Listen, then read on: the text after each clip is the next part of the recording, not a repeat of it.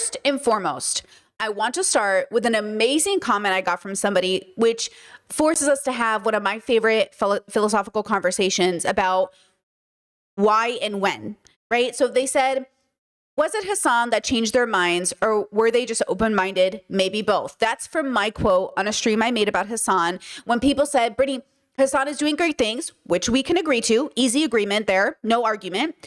Hasan is the reason I changed my mind. I'm going to stop you there. And I'm going to say, no one is the reason you change your mind except you. Because without your consent, you couldn't have changed your mind. So you're giving the credit to the wrong person, as if to say, without Hasan, how could I have been? But Hasan does not need to exist for you to change your mind. So it's a philosophical challenge, right? They go on to say, a fire can only start when there is both flammable material and a spark. Hasan is the spark that hit the flammable material and the open-minded person. Does it make sense? Edited for formatting. I said, this is a great philosophical conversation. Did the spark start when the person decided to click on the video, or when they heard Hasan speak? Was it their desire for content, the spark, or did something that started before they even turned on the computer or phone? Maybe they read a book that brought them to YouTube, or they found Hasan's videos. This is why I believe don't change minds.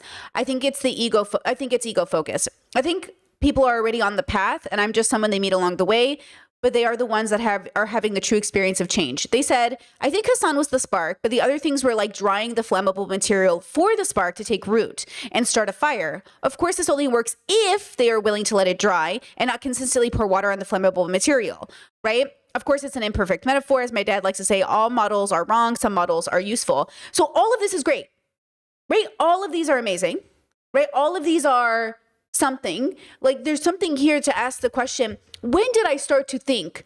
When did I start to consider? When did I start to engage? And, it's just like my therapist. I'll say something like, oh, my therapist saved my life. But the truth is, my therapist gave me the tools to save my own life, right? Like, yes, she was an amazing force and an amazing teacher, but the truth is, therapy alone didn't save me. If I wasn't doing philosophical work, if I wasn't reading books, if I wasn't meditating, I also wouldn't have gotten better. So yes, to give her some sort of credit, she deserves it. She worked really hard with me. And also, she gave me the tools to figure out my own life. And by the way, it took 2 years out of therapy for all of her lessons to even click, because I kept engaging with the lessons she taught me. If I just did therapy and left her office and never thought about therapy again, I never would have been helped by therapy. I would be on the internet saying something completely different. Therapy didn't work for me. Therapy was bullshit. Therapy was a waste of money. But because I continued to this day engaging with things she taught me, to this day meditating on lessons she taught me, I am becoming a better and better person every day. So, what I'm doing is I'm not taking away the credit from Hasan's work. I'm saying when we give the credit to the wrong people in the wrong way, we take away the agency from the people for making the embodied and proper change, right? So I'm going to show you this clip that I've shown you 1,000 times this week, but just once more again, in case somebody is newly watching my content, this is the first time they're seeing my videos and they haven't been keeping up all week. My name is Brittany Simon. We do philosophy through pop culture. And this video encompasses exactly the problem with why, right? Here we go. Like Candace Owens and Tucker Carlson. Why don't you like Candace Owens and Tucker Carlson? Because they've said some horrific things over the years. So what? I mean, why don't you like Ben Shapiro? I mean, Piers Morgan has said horrible things over the years. He's not said anything close to what Tucker Carlson has said about Muslims, about Arabs, about immigrants. And why can't we be strategic and use their platforms? They can. Yeah, but like some people do. You don't like that. You don't like. No, it's not that I don't like it. It's that my worry is that for the sake of one important issue, Gaza is a huge issue. We're giving a pass to these people to launder some of their other objectionable. Like I said just now, they're not disowning Trump. Actually, Marjorie Taylor Greene, I'm going to have to go home and take a shower after this. I give her credit out of all of them because she actually picked a fight with Trump. She gave up her political career. So she actually put her money where her mouth is, to use a phrase. The rest of Tucker doesn't say a single anti-Trump word. He acts like the war in Iran came down from the skies. We wouldn't be in this war in Iran had Tucker not promoted Trump for president, had Candace not promoted Trump for president, had Megyn Kelly not promoted Trump for president. We're in this war, Joe Rogan, Theo Von, all these guys. Did you watch Joe and Theo the other day saying they're fucking terrorists, Israel? I can't believe we're in this war. You guys gave us Trump. You said Kamala Harris is going to do war. Trump is anti-war. Okay, so you get the idea, right? I don't even have to play the whole thing. You get the idea. The idea is that one side, Basim says, let's work together in coalition because we want this one thing to stop. And Mahdi says, yes, but they've done some pretty horrible things, and I just don't think it's authentic, basically. He's saying, how do I know that after all this is done, Tucker's not going to support another genocide, right? That's me inferring from what he's saying, because that's the logical conclusion. The logical conclusion is, let's say we stop this one singular genocide, which, by the way, is not the only one happening right now. What about the rest? And this is why even Sudanese people, and this is why people in the Congo are saying, this is why people, you know, when the Haitians were struggling, this is why people are saying, if Gaza, if Palestine, with all of its publicity, all of its backing, everyone, the most powerful people in the world are talking about it every day, and it's not stopping, what hope do we have? And I'm saying it's because you're not trying to stop a genocide at its root. You're trying to put a Band-Aid over a thing that keeps happening over and over again. I think influenced heavily from patriarchy. I'll get into in details, but my thing is same thing with dismantling capitalism. Patriarchy is this structural thing that is so old and so deeply rooted in all of us that even the most well-intentioned people, especially people raised as men, utilize violence as a form of liberation. They can't think outside of it, right? And I want to talk about that today. I want to talk about how, because you don't separate these things from patriarchy, because you don't see that patriarchy is honestly the dome, right? The overlapping like tent, if you will, of these two things that you're so upset with, you're never going to get rid of these things because you can't. Netanyahu yesterday said he'll be Genghis Khan over Jesus Christ, right? And like both are forms of patriarchy, by the way. Like Jesus was as much a patriarch as Genghis Khan was. So you're not exactly even challenging patriarchy with that sentence. He's saying out of all the patriarchal systems, I'll choose the one that's violent because I feel entitled. That's Netanyahu, that's Bibi, right? Okay. So then we have this larger conversation that I think is really important about the way that men show up in politics, in activism, and also philosophy. Reminder, this is still a philosophy channel. And of course we talk about politics because philosophy encompasses all topics, right? Versus politics does not always encompass necessarily like philosophy as it relates to ethics or philosophy as it relates to the meaning of man, right? So somebody said in my comment section, the master's tools will not dismantle the master's house. To me, it is so obvious Hassan has not read feminist or black literature or theory. I say to them, when it comes to, hold on. I think this is backwards. You can see the timestamps as I was 3 hours ago and they were 4 hours ago. 4 hours ago, they said, except he does, LOL. Why? Way to make assumptions. Fact is, even if we all read the same literature, it doesn't mean we'll all walk away with the same understanding of it, even accept the merits of it because of our life experience and identity informs everything. A few years back, I used to date a guy who loved reading revolutionary black literature and could quote it back to front. He was a black man. I read the same book, so I know the contents. He was also a huge misogynist who could never understand how the framework of oppression that had been used against black people intersected with how women are treated under patriarchy and sexism. He defended sexism and believed that women literally deserved less rights. Now, I'm not trying to say that this is Hassan in any way, but my point is that you can understand one system of oppression, read all the literature in the world, and still not understand and not have an understanding of intersectionality or reach the understanding of intersectionality. We see this very often with the white woman feminism too. Ironically, I disagreed with Brittany's argument in the last video that we can't change people even with all the education effort in the world. We just have to wait for them to change. But after writing this comment out, I can see why she holds this perspective more clearly. Now, I said to the person originally, and this was a great conversation, so shout out to both these chatters. I said, when it comes to Hassan not reading, I wonder if he absorbs it in a specific way. This is us actively problem solving. You see how we're engaging in sort of a layered, simple, short conversation about the experience of the reader, the consumer, and then how it ends up showing up in real life, right? So notice that this is introspective, extrospective work, right? This is philosophy, okay? So I said, when it comes to Hassan not reading, I wonder if he absorbs it in a specific way. I know ADHD individuals can struggle to read because of attention spans and probably also why he struggles with meditation or doesn't enjoy it, ? I'm not sure. But I'm sure he's read some black feminist writers, bell hooks probably, but I wonder if he really sits in it, feels it, thinks about it. Some people read in a very, quote, brain way without their body, which I think limits their empathy, while others are a full mind and body experience. So, if you have aphantasia, if you don't have an inner monologue, like example, when I read, I'm like in a brand new universe. I am zapped into a portal. No matter what I am reading, everything blurs around me. And I am just, oh my God, I am feeling it. I am crying. I am angry. I am frustrated. Like I am just absolutely having a full body experience, which is why I've read so many books, because I just like fall into it. You know what I mean? Like I become all consumed, whether I'm reading an audiobook or whether I'm reading a book, you know, in a traditional way. I am nothing like, whoa. And I am feeling it, right? It's very amazing. It's an amazing experience. It's like better than drugs, you know, it's a full body experience. I think a lot of men, people raised men especially, are also not given the credibility of having that experience because it sounds weak. It sounds girly. It sounds, you know what I mean? So when we, you know, have this conversation and we're trying to have it in a way that's embodied and real, he can read as much Black literature as he wants. That doesn't mean he's really embodying it. It doesn't mean he's crying. It doesn't mean he's feeling. You know, Dr. K once said to Destiny, like, you're missing the forest for the trees because you think all people just live in their heads. There are plenty of people who live in their bodies. And Destiny didn't understand it. Destiny was like, what do you mean? And I'm like, what do you mean, bro? Sports, ballet, athletes. Like, what do you mean?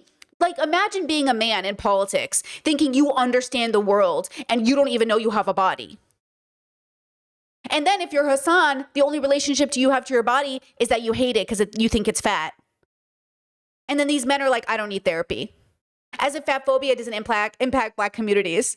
As if fat phobia doesn't impact Black and brown bodies. As if fat phobia isn't a tool of white supremacy. Do you know what I mean? Like all these men in these positions with microphones becoming millionaires off the back of our views and only come to like they can't even start to fathom the lived experience. No wonder they end up picking like Destiny and his pro-Zionism and Hasan with his like collective consciousness that doesn't embody or negates or rejects or doesn't focus on minority communities in the way that I think is more embodied and real. So, okay, fine, whatever, right? Boys are gonna boy, right? So then, I said, I replied, so I always reply to comments as well to let new people see it. So, because sometimes people leave comments and I don't want people to just to think that's what I think or to expand. I want people to share. So this person left a great comment and I said, we give people tools, but they have to choose to change. It's therapy 101, philosophy 101. It's being a parent 101. It's dating a guy who won't help with chores 101. We know people don't change until they want, need, want to. That's what I mean when I say people can't change. P.S. Just so new people get it if they're seeing this, I appreciate you hearing me out, and I'm glad I made sense eventually, right? Because, you know, we're looking at statistics about how men won't pull their weight, right? How men won't do chores in the household. And I'm sitting here like, you want class consciousness when it comes to capitalism, but patriarchy is the reason men won't do chores. And yet I do think there's something more likely to encourage men to go blow shit up through patriarchy that allows them to have a more likely chance of joining class consciousness, because men are like, oh, I get to blow shit up and feel good about myself. Yeah, I might do this. See, the problem is like, what is the revolution if it comes at the expense of the earth and people's bodies and people's homes? And like, what is the end of your revolution going to have, you know, for these communities that you have been promising time and time again? Just work with us and I swear it will be good for you at the end. How many times have minority communities have to hear that? How many times do we have to hear that? Like, oh, just trust us. Just trust us. Just trust us. It's like, okay, like, I don't know. Okay, we'll talk about that in a second in more detail because I have another comment I want to show you. They said, hey, I really appreciate your response here. You're so right. I remember trying to debate this guy so often about sexism because in my mind, he'd read the literature, so he had the tools. And I just had to convince him to change his perspective to care enough. Looking back now, I can see it simply doesn't work that way or like that. Same with your content. I couldn't watch your content until I could. I still have so many knee-jerk reactions when you tackle certain topics that sometimes I have to give myself time to sit with your words rather than just responding or reacting. I really appreciate your channel in somewhat a selfish way for the way that it's helping me grow. I mean, be selfish, you know what I'm saying? But same, like, I get it. I am in many ways a very like rough listen. So I hear you. I get it, right? I'm a rough listen, you know, and I absolutely hear you. I think again, I'm always trying to find my own personal calling. I'm always trying to make sure that I'm working within my joy as well. And I certainly don't want to be mean or cruel, but I dropped the ball too, which I'll talk about in a second. I will call myself out and I will give you like why I think I I need to keep calling people out because people called me out and I got better. Like genuinely, if you really respect the people who are calling you out, I think those are the people who can help you change. If it's the wrong people calling you out, well, obviously you don't have to listen to them. Like I'm not going to listen to conservatives who are calling me out, right? Like, what? You know what I mean? But if I respect somebody, like truly respect them, and they're like, hey, Britt, I'm like, okay, hold on, let me listen. Because that's what my audience, the people in my audience that I feel really get me and get my content and explain it in a way that my brain hears, you have helped me change myself, right? And that's the point. We are helping each other change. And look how patient some of you had to be through some of those eras of my life, right? For those who have been here a really long time. Okay, now to get into the next topic about minorities and bad faith and everything else, I sort of want to show you this video, and it might feel like, why are you showing us this video?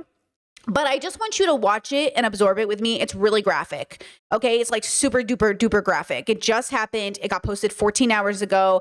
It's the NYPD beating up an innocent man. They think he's guilty. He is not. And I just need you to understand, like, it's a bad video.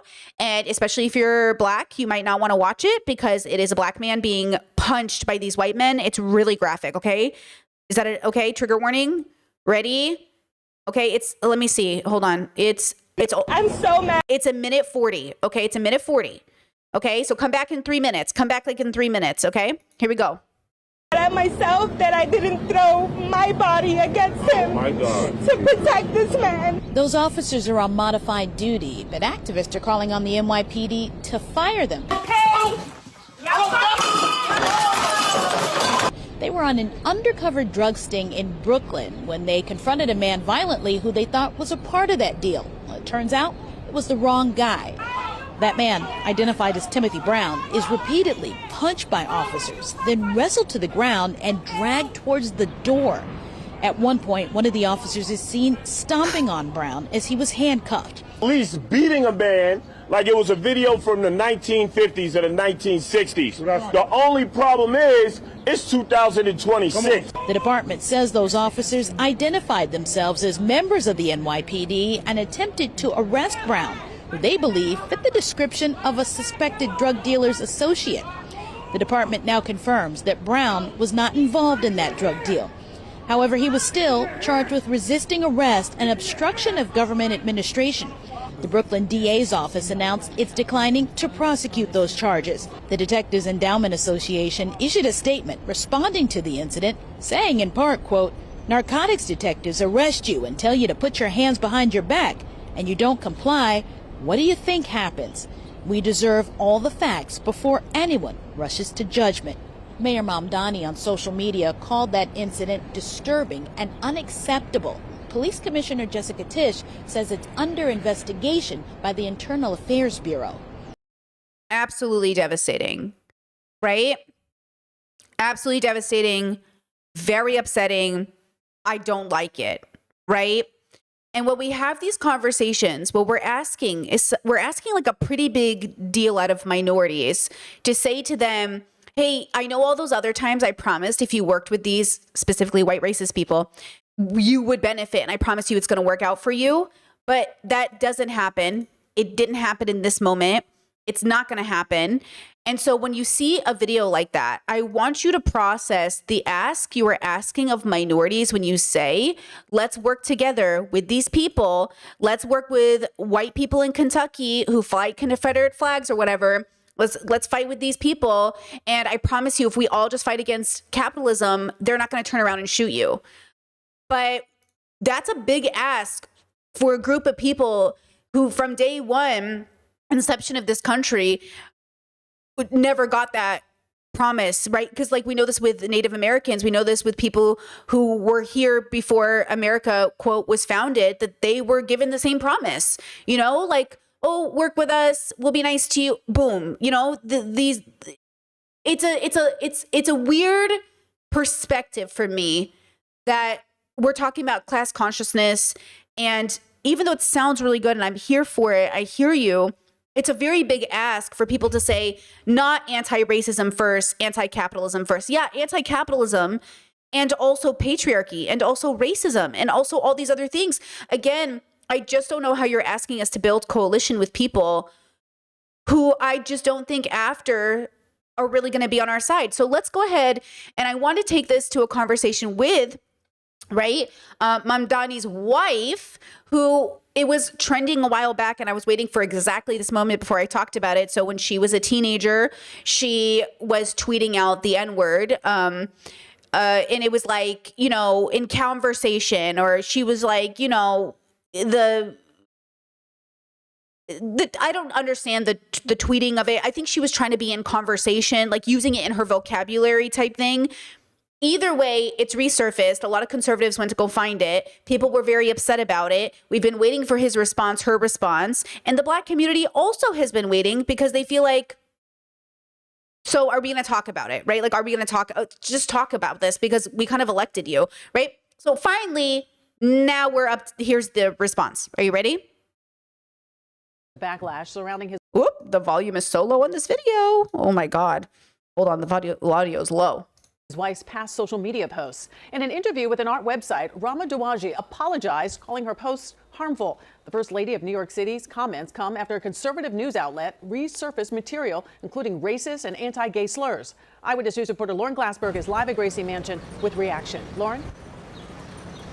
Sade, Rama Dawaji, the city's first lady, lives here at Gracie Mansion behind me with her husband. Of course, he is the mayor, and he was the one elected to public office. But she is very much part of the package, and the spotlight is also on her. She's 28 years old. She's an artist, and she now has a social media following of 2 million people. But social media has also gotten her into some hot water.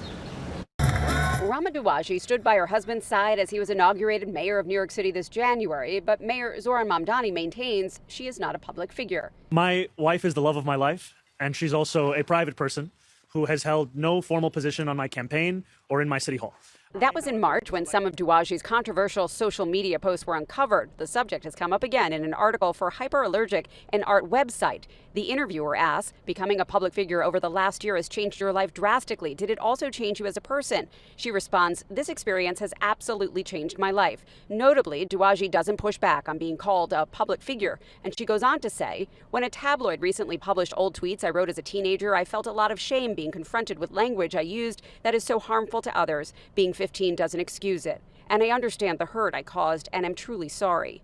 Those posts included saying Tel Aviv shouldn't exist in the first place, one that used a gay slur, and another that used the N-word. For her to even feel comfortable writing that as a teenager, we deserve an explanation because, you know, her husband works for all of us. Tanisha Grant of Moms United for Black Lives NYC acknowledges Dawaji's apology, but hopes for more accountability from the first couple. I don't even think that it really frames what she said and how harmful it is to the Black community. While I'm really looking forward to what our mayor does, it gives us doubts when we don't have, you know, our mayor saying the things that need to be said. But today, the mayor continued to defend his wife. She shared some of her reflections in this interview. I won't add much to them. What I will say, however, is that she is someone of incredible integrity.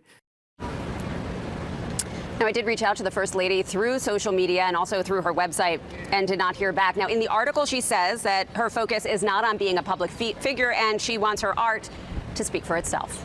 Live outside Gracie Mansion, Lauren Glassberg, Channel 7 Eyewitness. So, you know, it's a very political answer. You know, it doesn't really embody the heart of it. Now, Chat said, why didn't they let him finish his sentence? Hold on, I'll just find it for us because you're right. That was a weird cutoff. I watched it, but like, you're right. I was kind of hoping that interview would have more context than have it be, let me just find it really fast. Ramifications for those that I love and those that are around me. My wife made the decision to be an artist. And I think that these kinds of questions are part and parcel of what is coming with myself being the mayor of this city. But at the end of the day, it is my decision to be in this position. It is my responsibility to the people of New York City. I am grateful that much of the questions that she faces are also questions about her artistry and the work that she does, because that is also who she is.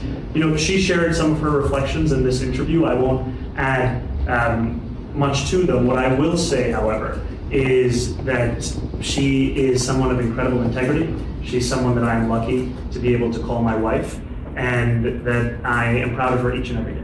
those ramifications. Okay, so that's, you know, a very husband answer, I suppose.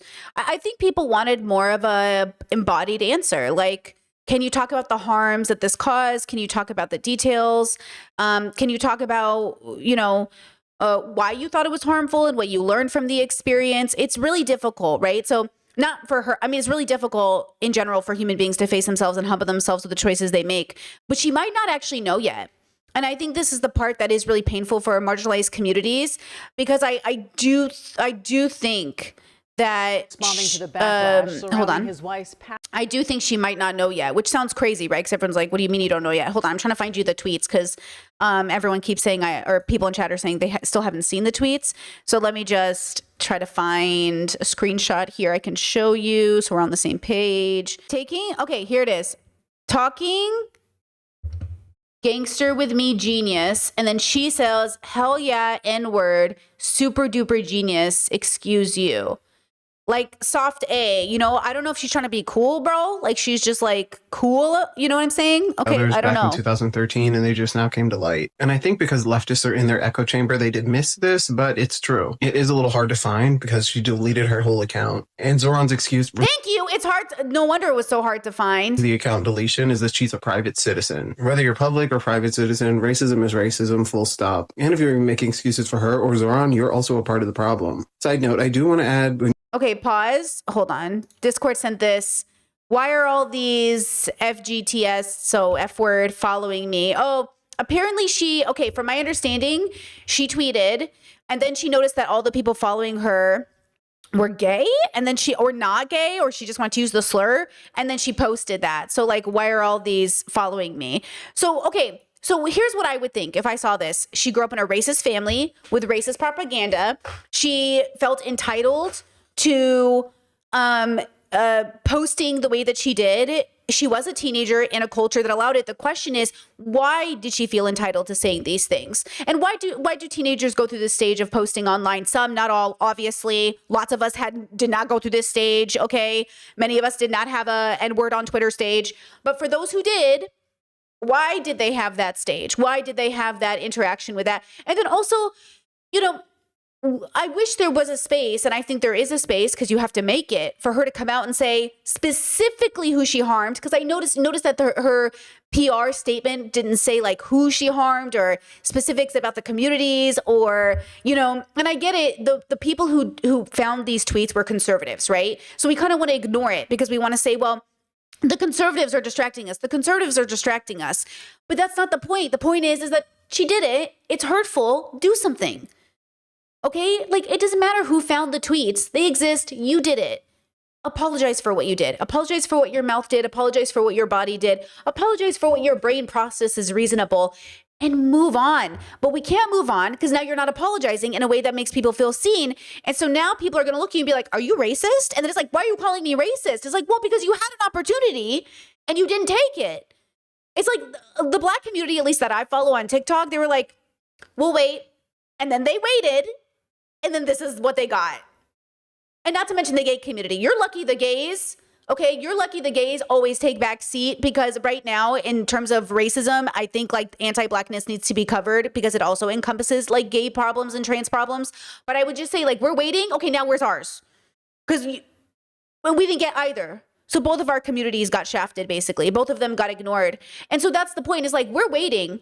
Because I do think like there's so much here, like, it's fine. It's what it is, right? We're used to it. So let me go here. Let me take this back to our conversation this week. Once again, where minorities and people of color and gay people and trans people are always told, not right now. You're second to the larger problem. The larger problem is New Yorkers can't pay rent. Right? So let me go back. Let me whiplash you back to my comment section. It says, I don't think Brittany, nope. First one says, what a shame. You don't see it, do you? You want him to be the bad guy so much, even though you can't prove it. Okay, so this is Hassan, right? So now you say, I don't trust him or believe him, knowing full well your own bitterness about not getting attention clouded your judgment. I'm afraid of every accusation you do is an admission of your in your case, you manufactured arguments with identity politics that he somehow doesn't believe, or that I say judge people with their actions, Hassan's actions that describe his morality. We saw his activism. We saw him on the streets. What is your actions? You claim that you fight the fight, but you spent how many videos on Hassan to a stalker level instead of fighting the fight you claim to do. You are sadly as rage performative as any other hater of him.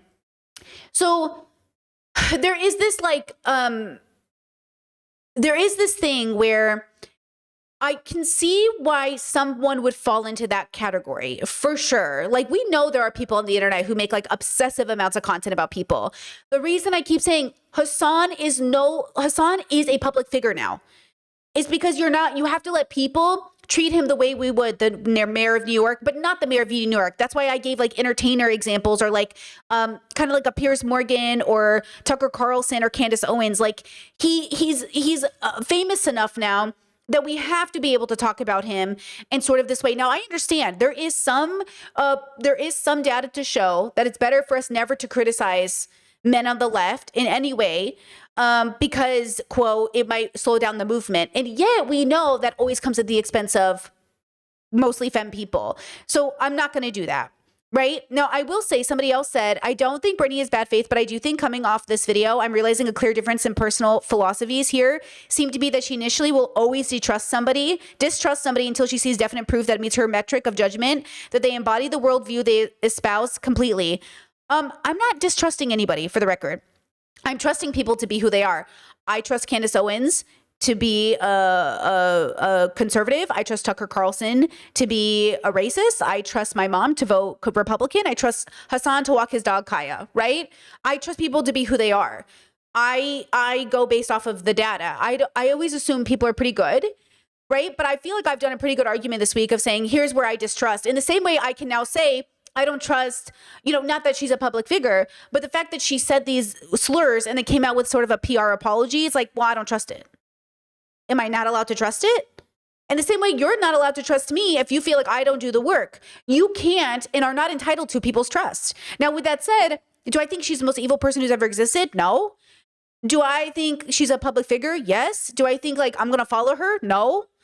No. Now I don't know. Now I'm confused. So now I'm like, I'm not going to, even though she's a fashion queen, right? Okay. Now, they said, mine is that I will judge a person off their actions and words and give them graces as long as their behavior is positive until the point where that person begins or behaves in a way that diametrically opposed to my own moral views, or they give me a reason to distrust them. Right. So same, right? Now her worldview or philosophy is useful to her within the philosophy space because it gives her much more to investigate and explore in regards to topics that she delves in with, whereas implicit trust might not make for interesting content within the philosophy space. What? Habibis, what? Right? I think it's important to remember the context of this is a philosophy space, just like Hasan's space is political. And Brittany would say those two separate bubbles, their bubbles just happen to overlap, obviously. But that doesn't mean that Brittany is required to turn this space into a political one. Right, that's true too. And I gave the Kaya example as the point, right? I trust everyone to be people. Right? I feel like I gave really good data, but that's the problem. They're saying this doesn't matter. In the same way people said, it doesn't matter what Mandani's wife did because she's not a public figure. And I'm saying, it kind of matters. You see, once again, how you're asking Black communities and gay communities to ignore, you know what I'm saying, racism or homophobia for the sake of the larger movement. And I'm saying, when has this ever worked? When in history has it ever worked to ignore people? When has it worked and worked for the long term? We keep going through this cycle where you want minority communities to just say, for the greater good. And I'm saying, when has it worked? We just watched a man get beat down by NYPD for simply being Black. Why? For being at a convenience store? For being, what are you doing?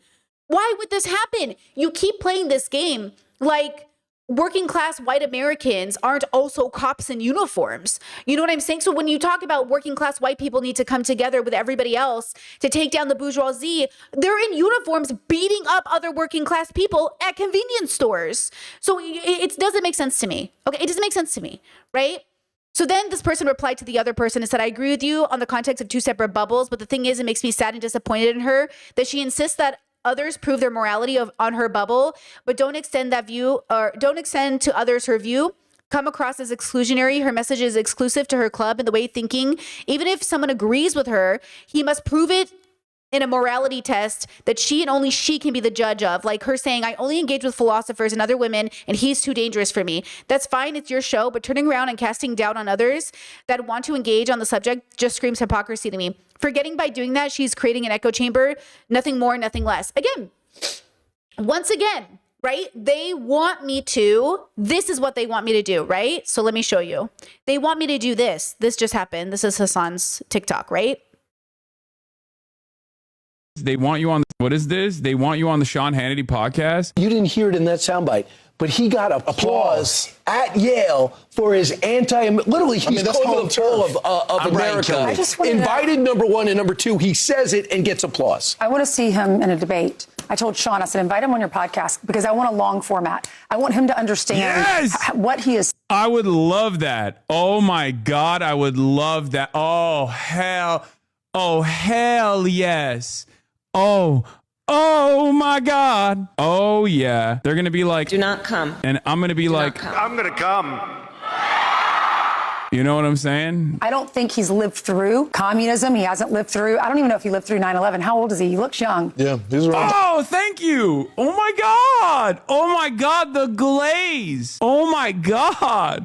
Fox News. I'm blushing. Oh my Lord. I got great beard hairs. This is the oldest I can possibly look, right? If I shave all of it off, including the mustache, I look like a child. It's horrible. Everyone makes fun of me. So it's pretty funny that she thinks that I'm not 34 years old. She literally said, you look younger than 25. Yeah, it's pretty crazy. I just want him to understand the consequences for what he's saying and what would happen if America did fall. Where would he go if America fell? But the thing is, Ainsley, people like that are uncoachable. I want to know where Brian believes this. Oh, Brian's like, no. Sean should not debate him. Oh, no. Wait, hold up, Brian.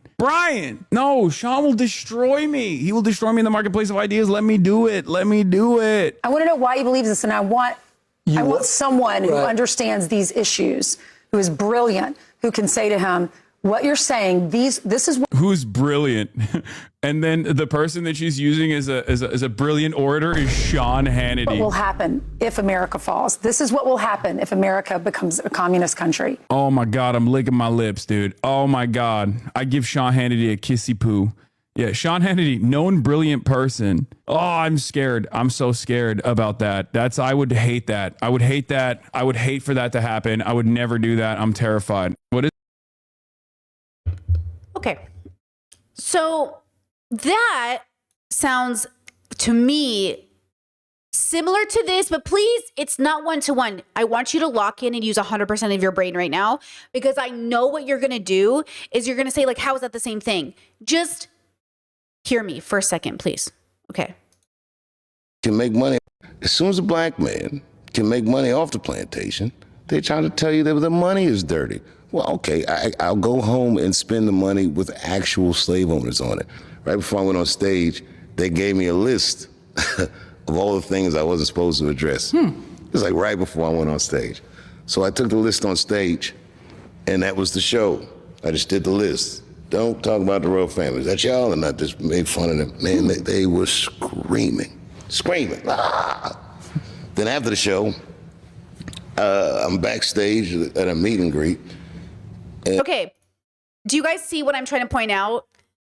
Instead of not engaging with evil, as long as evil likes you and you make them laugh and they think you're cute, you're the winner. I used to believe this. I used to believe that if I can get men to laugh and engage with me and respect me, they would be less misogynistic. Nope. Doesn't work that way. It doesn't ever work that way. No matter how much white people laugh at your jokes and like your music, they will always hate you if you're black. If they're racist, of course, right? Hassan thinks, Dave thinks, I used to think and no, every single time they prove, they will not. It doesn't matter. And so I say to you, this idea, this want, this desire to just make good, to build coalition, to laugh together is not going to actually heal our wounds. People say that. Jake Paul said this about Drewski doing whiteface, Erica Kirk. He goes, I'm going to do blackface because we need to make fun of each other. We need to laugh with each other. No, that's not the kind of laughter I was thinking about. Do you know what I'm saying? Yeah, Chet says the moment they stop laughing, it's back to business. Exactly. Once the joke is done, once I'm home from the comedy club, once I'm done watching the video, okay? So that's what I'm trying to say. You have to understand you're attached to this outcome that doesn't explain like people. You're defying people, like our nature and the way that it shows up in the world. Now, okay, I'm going to call out myself in just a second here, right? Because somebody called me out in the comments. And this is one of those examples. I always use myself as an example because I want you to know that I've been there and I'm saying, this is why I do what I do. Okay, before I do, let's reset and remind ourselves why my work is the way it is. This is my focus. This is the only thing I care about. Well, I say that, but this is the fundamental thing I care about because I think on the blocks of keeping children safe, you build a better society. All children, gay children, trans children, black children, brown children, children in Gaza, tall children, disabled children, all children. So like not in the conservative pro-life way where they're like, we care about children, but not if they're gay or black or like none of that. All children, all children, all children. Okay. So just watch this cute video from AJ Plus. أوصف لك يا حبيبي الشاي شاي بالنعناع والسكر يا حبيبي يا شاي. Siblings in Gaza drinking chai. بتشوفوا لبس الثانية They're siblings, so cute. أوصف لك يا حبيبي الشاي شاي بالنعناع صبوا لي كاسة شاي بالنعناع خلوها في كم قصة وحكاية لازم تسمعوها شاب بعمر 20 ميل عند اللحام قال له لي جوعانين اعطيني شوية كباب قال له تكرم عينك لا من غير فلسطين شو يعني رجولة إلا يا رمانة. Okay, right? Cute. We're not going to finish the TikTok because at the end there's a song and it's probably copyrighted. Cute. This is it. So I say to you how devastated I was to realize when I was given the chance, when Palestine was first mentioned in my comments, to in that moment freeze up and not be able to engage in the topic haunts me every day.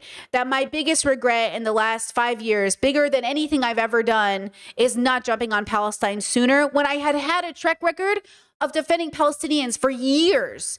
But the way that I have shifted and changed as a person, the amount of like how my brain works has also kept me away from staying diligent and on course.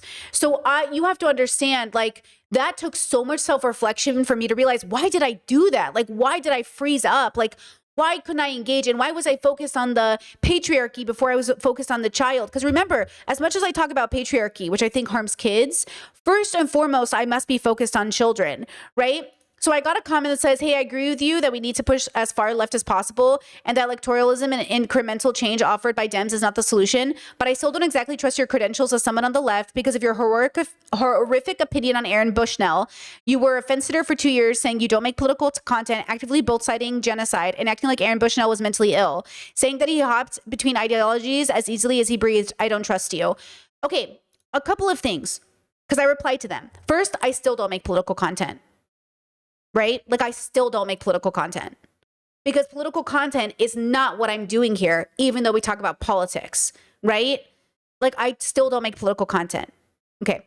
2, Aaron Bushnell is still a product of patriarchy. Men's only contribution to saving the world is to kill something, blow something up, or kill themselves. And I'm saying, how's this helping? Imagine I'm in a group of women and men and non-binary people, and we're trying to figure out as adults in the room how to help the community. And I'm like, you go feed kids, you go teach them math, you bring out the instruments. And then Aaron Bushnell's like, I'll set myself on fire. Who invited him to the party? Like, sir, you need, youth therapy. You know what I'm saying? Like, I will never think setting yourself on fire is helping people. So with peace and love, I'm sorry he suffered that way. And I truly am. And I responded to them saying the same thing. But that is unwise suffering. I will never, this cannot be anything but a patriarchal response to a feeling of, I don't know what to do. You know what I'm saying? So again, like, I hear you. And also, like, absolutely not.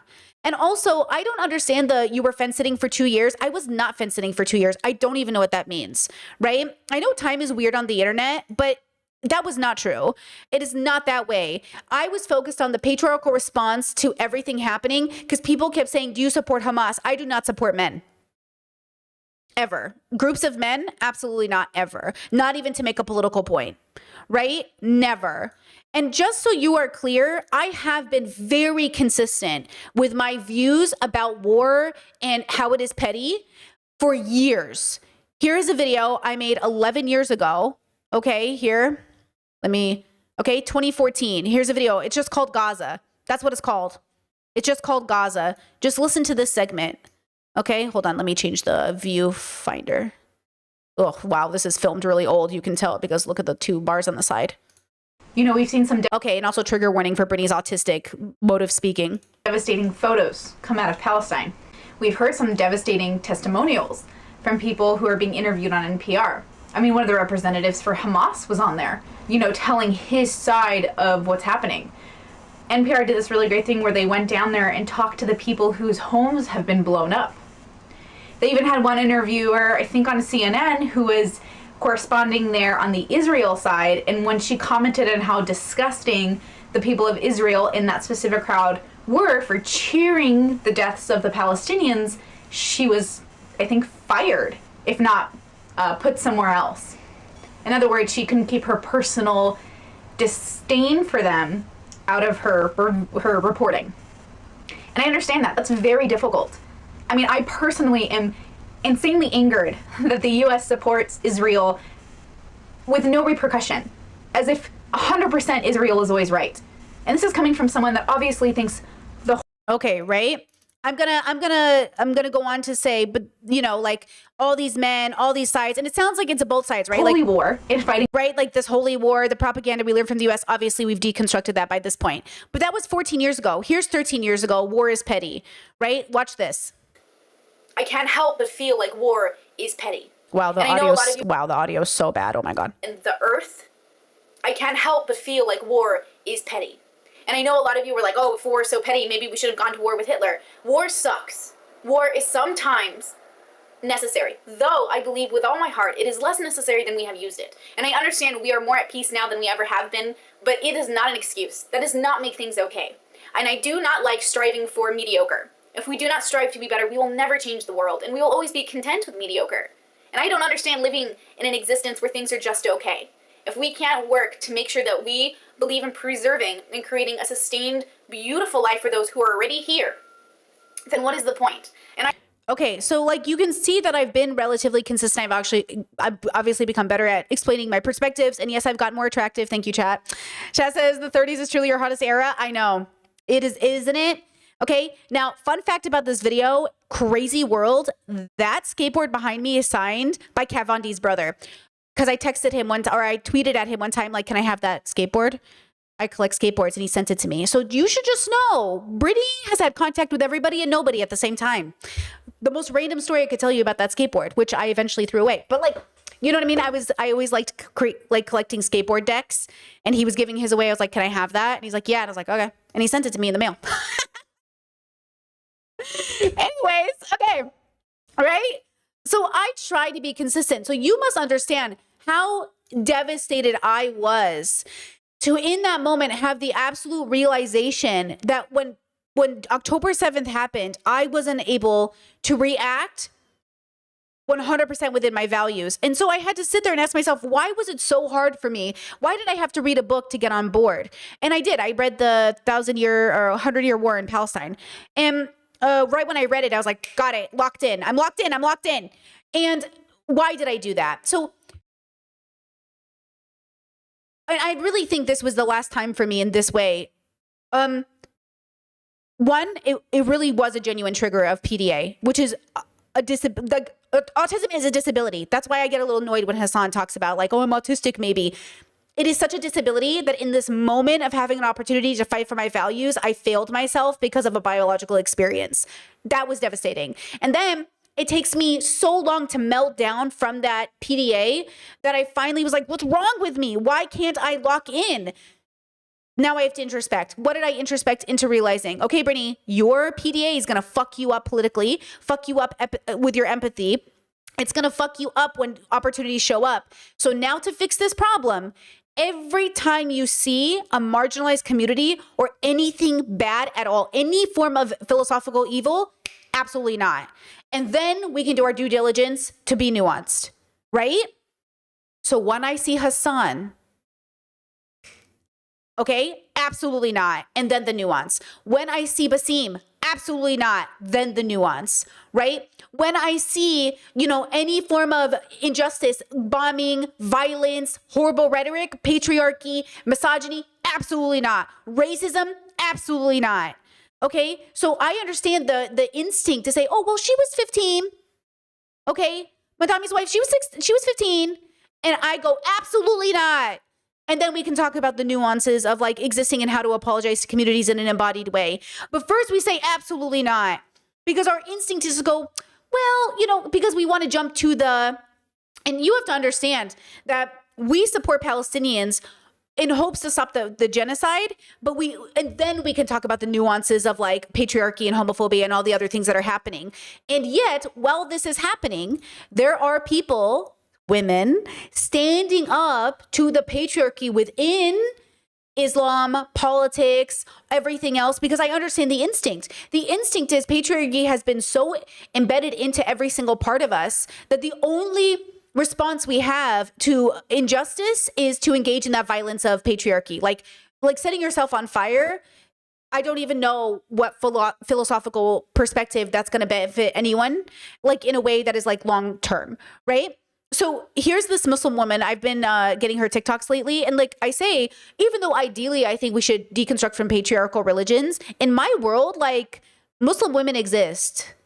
In my world, like Muslim people exist, because like as long as it's rules for you and not for me, girl, I'm on board, right? Just like be chill, right? So this women's TikToks in particular, I love to see. Check it out.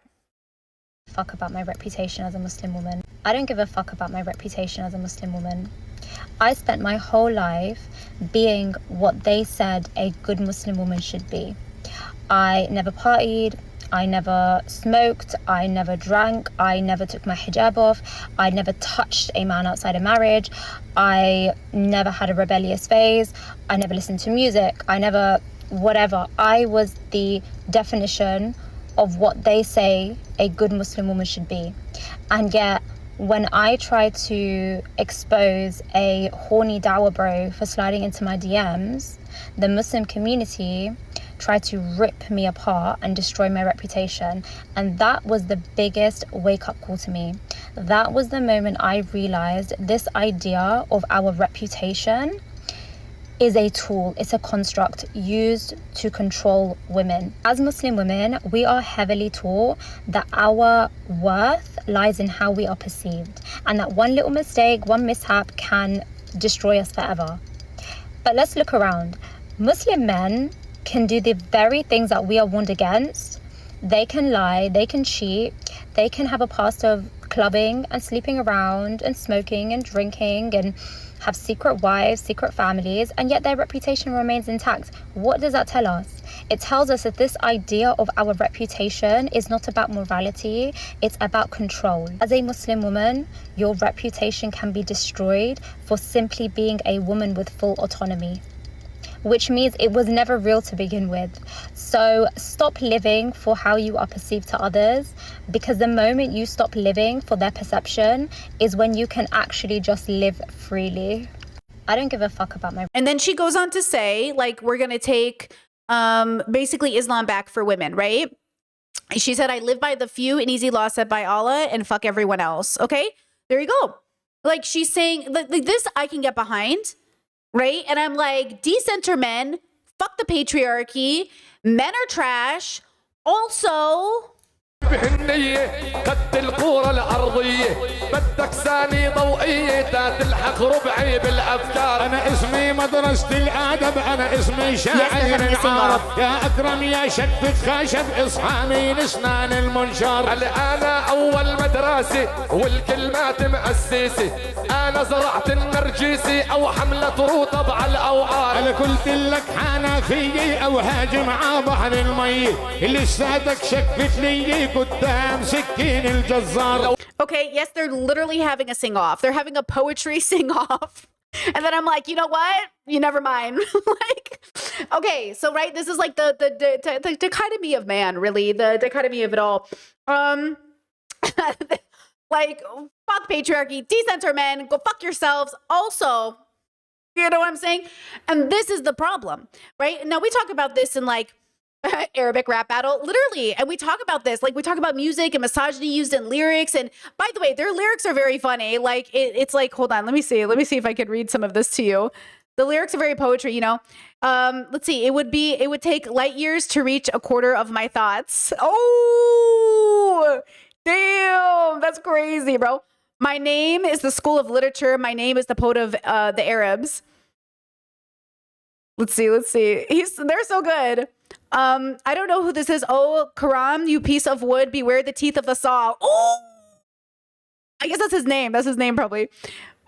I am the very first school, the one who founded words. They are literally like, oh, like, you know, you're sitting there, you're like, that's funny, it's good. It's like, oh man, that, like, you know what I mean? Like, that's, imagine if we just did this. Chat says, not my chat, their chat says, why can't presidents just do this instead of war?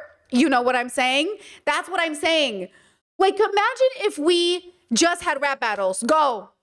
You know, like, do that instead. But no, everyone's like, I'm going to kill people. And I'm like, why? Even in the name of revolution, we kill people. It's like, damn, we can't get away from murder.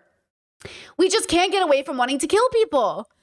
Now, okay, this all plays a role in how we have conversations about minority communities. Once again, having to, oopsies, hold on. I just deleted a video I was going to show you later. Hold on, let me bring it back up. This plays into how, once again, minority communities, vulnerable communities are made to feel like they are the ones who have to sacrifice and make exceptions. Well, these men make these decisions. You know what I'm saying? So she's saying, you know, I thought I was the perfect Muslim woman. I followed all the fucking rules, only for these men to turn around and shame me for calling out a man in my DMs, which is what happened. Okay, a man slid into her DMs and she said, absolutely not. And then they were mad at her for putting him on blast. See how women try to put men on blast and they go, you can't do this. It's bad for Muslims. It's bad for Muslim men. It's bad for his reputation. So when a man does something and we call it out, it's our fault. And I'm saying the left is not exempt of this. The left is not exempt of this. Okay? They're not exempt. You keep thinking they are, but they can't be. Okay? They can't be the exception. You cannot be the exception to propaganda. You can't say, like, well, I'm the one who's deconstructed all of propaganda and I'm never going to fall for it again. You see how I put myself on blast and I say 100%? I was wrong for this. And like it haunts me. Like, it's real. And I vowed to myself never again. And I have not, never again. I've been so good about it, right? And that's the point. Okay, so now I saw this comment discussion. Okay, great comment discussion says, this discussion makes me think about how Black Panthers collaborated with young patriot organizations. Many of their members were racist. Isn't this a good argument for allying with people on common issues, being working class, even when there are differences we don't agree? Can you tell me any long-term solutions or can you tell me in which way this solution gave us a long-term result? Right? So then a person replied and said, and I think that this was a really good reply. I think Brittany raises a good point. Where is the line? You make a good example with the Black Panthers and the Young Patriots. Another example, I think, would be how many Black women allied with misogynistic men within the Black Panthers to achieve their goals, only to be left out later on when they were no longer needed due to racism or sexism. Exactly. And how many Black women allied with the racist white women to gain leverage with the women's rights movement, only to be again left out when the initial goal was achieved due to racism, right? The way I interpret Brittany's point is that while all these kinds of allyships can achieve short-term goals, they will never result in long-term progress. Exactly, right? And it's shown time and time and time again that every time you ask us to make a concession, it sounds like we're more than willing, right? How many times have we done that? How many times have we done that and said, okay, yeah, we'll ally with you. You have more power than us. We'll ally with you. We'll trust you. We'll let you guide us, right? And how many of us women have also engaged in patriarchy saying, oh yeah, I trust the man to lead. Yeah, I'll believe a man could be a good leader. Like, internalized misogyny. How many of us have been pick-me's or struggled thinking like, oh, maybe a man is smarter than me, okay? And now, look at this. This is how it all connects, because I'm telling you it all connects. So all these people who think I'm really being bad faith, like, I hear you, I see you, I get why you think that. And also, once again, your opinions of thinking I'm bad faith to Hassan will never trump the amount of messages I get, the people in my communities. Again, because if I let Hassan be the focus of my attention, then I am doing the same thing I did when I was asked about Palestine. You just don't see it because you don't know how it relates. In that moment I was asked about Palestine, I abandoned my values because I was having a trigger. But more than that, I abandoned my values because I was unsure of my focus. Where should my focus be?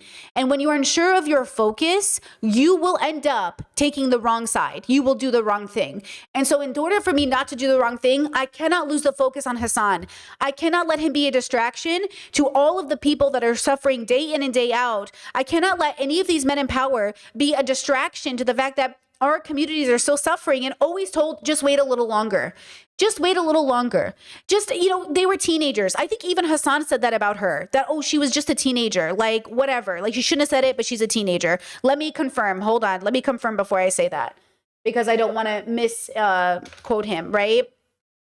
What's her name? I'm sorry. I still haven't learned her name. I have to learn people's names is hard. See, that's another thing that people think I'm doing on purpose. Learning people's names is really hard for me. So it takes me a long time to learn them. Hold on, let me find this TikTok. Rama. Dawaji, the wife of New York City Mayor Zohran Mamdani, shared several posts glorifying Palestinian terrorism on all social media accounts that remain active. Dawaji also used the N-word. Oh, wait, what? This is what it is. If it does good for my cause, I'll be happy to accept death. The caption read, Khalid, longtime member of the PFLP, one of the coolest people of all time. A U.S. designated terrorist organization? Yeah, you, dude. Yeah, PFLP is awesome. Suck my dick. Imagine getting mad at a Layla Khalid repost. Like, what are we doing at this point? That's crazy. Uh-oh, another wife condemnation incoming is so funny. Oh, I hate my chud anti-Semitic wife. Once again, maximum support to Rama Dawaji, okay, in these trying times. I hate my based ass wife, dude. But do you see how she said the N-word and just started laughing? You know what I mean? There was no pause to consider Black communities. There was like no pause to be like, damn, really? Why? It was just, you know what I'm saying? Like my homie. This is part of the reason why I was saying like you can't give the Zionist lobby any room, dude. You can't. You just because they're gonna come after you over and over again. They're gonna find you participating eventually in activities personally. You know. She was also like 16 for the N-word tweet that they found. Oh my God, they should put her in jail. New York City First Lady. First Lady Rama Dawaji used the N-word in an X post from 2013. Brother, it was not called X back then, okay? It was called Twitter, and it was in 2013. Oh my God. Tumblr included a post blaming white people for creating Al-Qaeda. True. And disparaging U.S. troops fighting abroad is not brave, nor are they fighting for anyone's freedom. Double true. Oh my God. The more I read about her, the more I'm like, she's cooler than Zohran. She's so much cooler than Zohran. It's crazy. Yeah, no, the N-word thing is like, yeah, she's 15. I don't give a shit, okay? And neither do you. Don't even act like this is don't try to come at me and be like, oh my God, it's not your place. Like, come on, okay? She was 15 fucking years old. If you're really gonna stress this, you're out of your dang mind, okay? In July 2015, New York City First Lady Rama Dawaji retweeted a thread that said, Tel Aviv shouldn't exist in the first place. Yeah. She's so awesome, dude. Oh, maybe she should have ran for mayor. New York City First Lady Rama Dawaji shared these images on our Tumblr account. Left, a Palestinian woman sewing a flag, caption, photography. A Palestinian demonstrator sues a Palestinian Liberation Organization flag before a protest during the first Intifada. Can you shock your dog for me, please? I don't like dogs. No. Okay, did I make my point? You know what I mean? Chess is pretty for no specific reason. Could you do the Jock boy laugh. Guys, who cares about black people? That's what he's like. He's like, black people who? Stupid. It's so offensive. It's so offensive. That's what I'm saying. Like, do you really think, do you know what I'm saying? Come on, guys. This is the guy you made famous. Does this clip not make it clear? Hasan is popular because of white supremacy and anti-blackness. He's popular because of transphobia and homophobia. He's a white cis man who is a millionaire. He's everything the status quo loves, and he is popular because of it. You can keep praising him because of the work that he's doing with Dems, whatever, right? He can say he's anti-Democrat all he wants, but he literally will not in any situation, when given the opportunity, embody any form of empathy for minority communities in any way that says I have to trust him. Okay, I trust him to work with the Democrats. I trust him to look fashionable, and I trust him to give me that fucking laugh every time he thinks something is funny. Okay? Right? It's like, bro, it's just like, what? This is the problem. Like, I know people are saying, like, you keep making it about you, like, it's like, where is the empathy? I'm asking for embodied empathy for the very real struggle that plays into everything else that follows, that keeps structures in place. Like, don't you understand? We understand. I think every adult person I have met can absolutely have deep empathy for teenagers who say and do things that are inappropriate and unethical. But we don't say, oh, she was 16. We say, hey, let's talk about the fact that there are plenty of teenagers who never did this. And the question is why did some teenagers do it and some teenagers didn't? Now we have to intervene. We, as the adults in the room, have to stop teenagers. We have to say, hey, don't say that. Hey, this isn't like, you know what I mean? Like, no, like, let's talk about the pain you're causing when engaging in this way, socially, online, in public, where people can see. Let's talk about your friends, your family, people who might want to trust you, may want to be your friend. But now they're not sure, right? There's a reason they're not sure. You're not signaling safety, and Hasan certainly isn't signaling safety. And now you wonder why there's plenty of, especially black women, at least the ones I see on TikTok, who don't like him, who sit there and go, and I sit there and go, and then on top, so there's layers to the distrust. And why wouldn't we distrust, right? So let me segue this into something that's related as well, because something that marginalized people and women, we engaged in the protest for femicide, right? We engaged with that earlier this year, and that was an amazing protest. It really did work. It brought some sort of awareness to people. It was so important. But notice that maybe in Hasan's bubble, he would say, like, this issue doesn't matter. Like, femicide is up, but, like, we have to focus on, like, American issues and capitalism or something. Or maybe he would say, like, yeah, that shit's important, but, like, we're busy fighting for Palestine. Or something like, hey, nobody's engaged. Because, like, again, we have to understand, right? There's so much coming out about women being targeted, but it's not just women. And so the center of it is ultimately life, children. And we don't mean this in a bioessentialist way, like, who has babies, who doesn't have babies. I mean to say the caretakers of society falls on the back of femme people, right?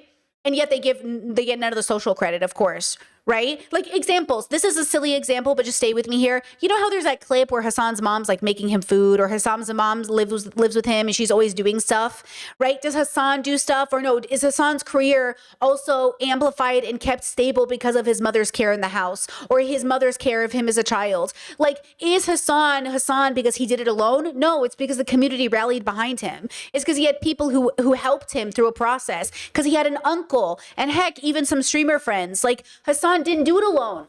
But of course, Hasan is the person who gets the credit. But everybody gets the credit because nobody does it alone. Barack Obama said that. Barack Obama said, I didn't become president on my own. I had a community that rallied behind me. And so when we sit there and we examine ourselves in relation to community, so when you say Hasan is single-handed, what did that person say to me yesterday? He's single-handedly moving people to the left. Single-handedly? See, you're doing it again. You're pedestaling. You're pedestaling a single person. How is that communist? How is that class consciousness even? How is that even community-oriented? How can Hasan be the singular person, right? Okay?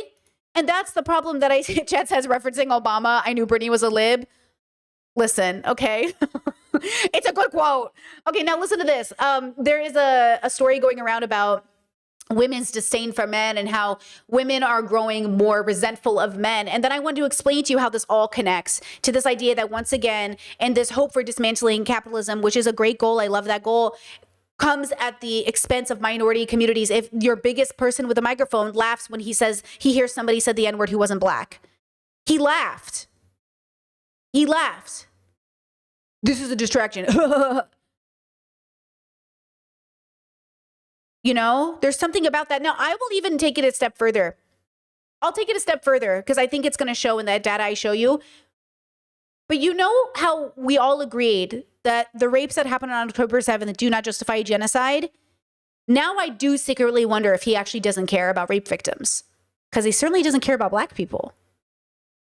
And now I do wonder a little bit. Now as a woman, I am starting to think, do you not actually care about those? Because I care about those rape victims. I'm devastated for those rape victims. And I agree it doesn't justify a genocide. But now your inability to show empathy makes me wonder, does he actually not care? Like, does he see them as like pawns on a chessboard?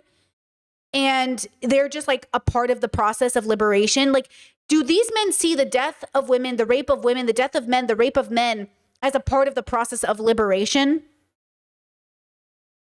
Like they just say like like people are going to have to die. People are going to have to be raped. Because that's now what it's starting to sound like. And I'm confused because I was being so good faith with him initially when he said those things. And I'm not saying any of those people who are weaponizing it against him are right? Like, I am not saying any of those Hassan haters are correct. I'm saying, is that what you're saying?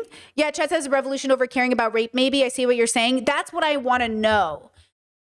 Because this reminds me of the Cesar Chavez stuff, where it's like his rape victims wanted to come forward and they told them not to because it was bad for the movement. And now Hassan is saying, don't let them weaponize this N-word moment because that's what they want. And so I'm hearing, wait. Because I was being so good faith that he can't possibly believe that. But now I'm like, he might just believe that. I don't know. I would like him to talk about that. Does he believe that? Does he think like some people will have to be raped for the revolution? Okay, let's watch this 2-minute clip and then I'm going to show you more things that help bring my line of thinking into the forefront. Conducted the exclusive polling for this piece, and there are some really fascinating results. One of the starkest findings was how negatively young women feel towards men compared with the other way around. Can you unpack some of the stats for us, please? Yeah, I think out of everything we found, this is what jumped out the most to me. I think we're very used to hearing about young men's negative views of young women's and sort of misogyny amongst young men. But this really struck me because we found that 72% of young men have a favourable view of young women, 7%, and not very many really, have an unfavourable view of young women. When it comes to women under 30, though, only 50% have a favourable view.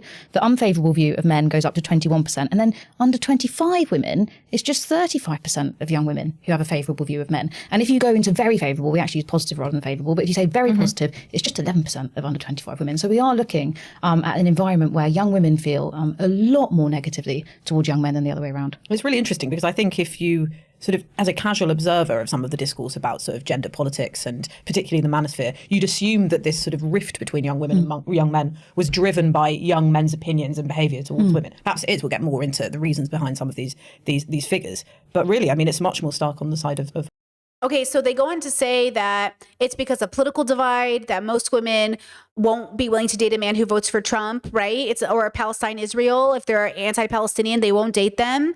And there's a judgment, a little bit, a shock, right? Why is that shocking?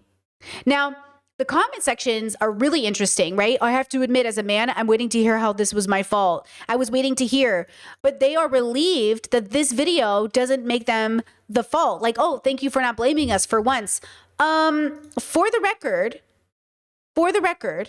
women have an unfavorable opinion of men as a whole because CNN just dropped what we already knew was true, but just dropped which we covered, a story about basically a rape school of 62 million users a month going on a website to watch women who've been drugged and raped. So we're a bit suspicious. Femicide is up. We get all of these men who claim they care about us, but for the sake of politics, our opinions, our problems come second, right? So yeah, maybe we're a little put off by men at the moment as a whole. as a system. And it's not every individual man, because they also go on to say a lot of these women have boyfriends. Of course, we have fathers and sons as well. We also have friends that are men. But we might stop a friendship with somebody if they support or even give a red flag of anything like this, including being in a huge age gap relationship with somebody. Huge red flags. Why are you doing that? Okay? About several news stories over the last 7 days that might be really hard to hear, including a U.S. congressman's alleged sexual assaults of multiple women, a renewed discussion over consent, a former lieutenant governor taking the lives of his wife and his own, and a bombshell investigation by CNN exposing a worldwide ring of men who systemically target and abuse their own wives. And that investigation is the main reason we're talking about all of this tonight. My executive producer, Dylan Dahlberg, and I spoke about this at length. And even though this is going to be extremely disturbing and hard to talk about, tough for a lot of people to hear, it's an important story that really needs to be talked about. Millions of men from all over the world collaborating on ways to drug and abuse the people they swore vows to love and protect, and teaching each other how to do it. The fallout from this investigation spreading like wildfire on social media. So here to unpack some of this for us is Dr. Tracy. Now, what I want you to see is that it did. I'd love to see TikToks like this. Step up and raise. As a man, I got to step up and raise awareness, because we need to talk about this so-called Grape Academy that CNN just exposed. I mean, you can go online and read about it, and I suggest everyone to go look into it because it's very serious.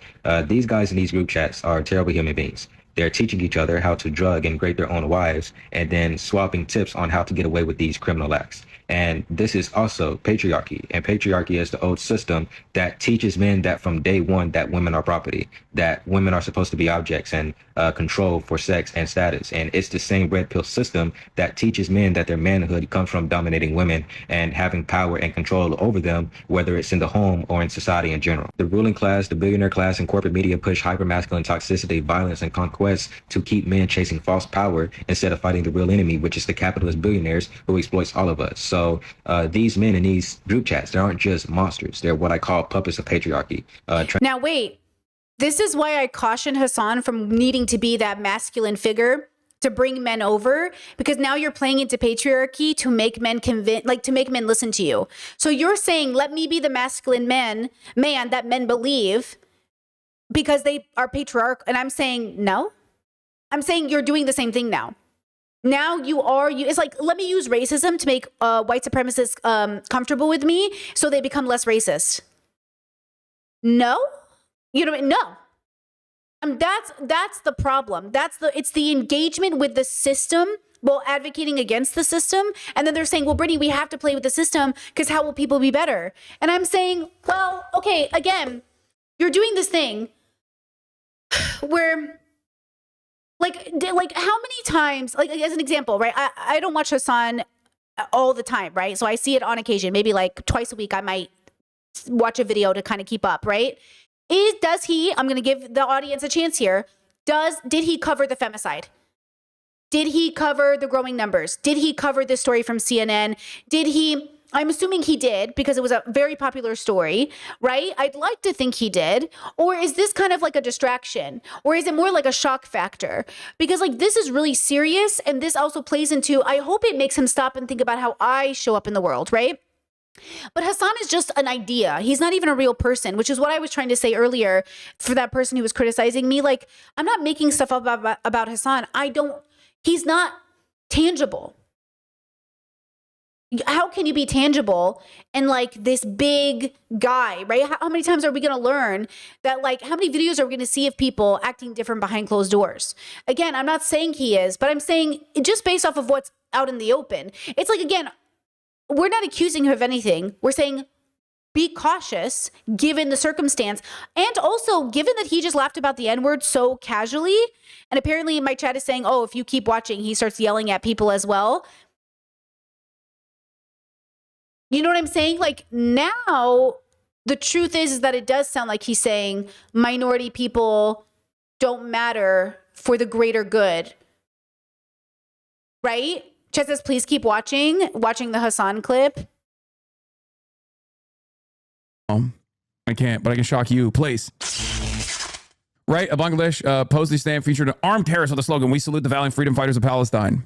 On International Women's Day, New York City First Lady Rama Dawji retweeted a post praising Shadia Abu Ghazaleh, another PFLP terrorist. Yo, she was riding hard for PFLP. Ghazaleh participated in the bombing of an Israeli bus and led several other terrorist attacks. Ghazaleh was killed in 1968 when a bomb she was building in her home, which she intended to use to blow up a building in Tel Aviv, exploded accidentally. New York City First Lady Rama Dawji, we already saw the N-word thing. Tumblr included a post blaming white people for creating Al-Qaeda. Again, correct. For more, you can read the full story here. This is just cyber-stalking masquerading as investigative journalism. By the way, John Levine is a stalker-ass obsessive weirdo. Funny tweets from 2013 when she was 15 years old. Her Tumblr account. What the f is wrong with you, dude? I know. What would the perfect Zoran response to this be?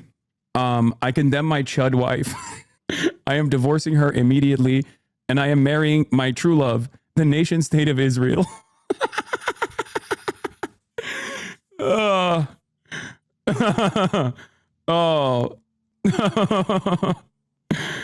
Oh, my wife's views were detestable.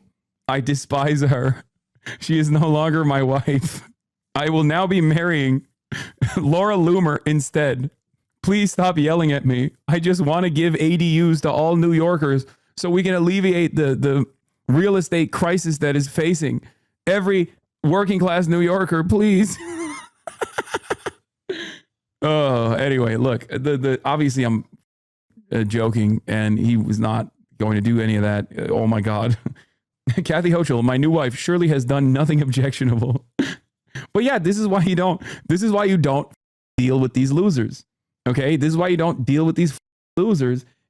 So to be clear, he doesn't think he should say something about his wife saying a slur, but he thinks he should go on Sean Hannity's podcast. Like Hassan wants to go on Sean Hannity's podcast, right? But he doesn't think the mayor of New York should make a statement and engage with the fact that these tweets existed, ? Chat says stream is pretty choppy for me. It's YouTube, guys. Sorry about that. Sorry. Simple. They're never going to stop because the point of this is not like, a sincere confusion that must be addressed. It's just to like talk shit. Never cave. Yeah, never cave. Those views are reprehensible and don't represent her anymore. If he says that, I will lose my mind, dude.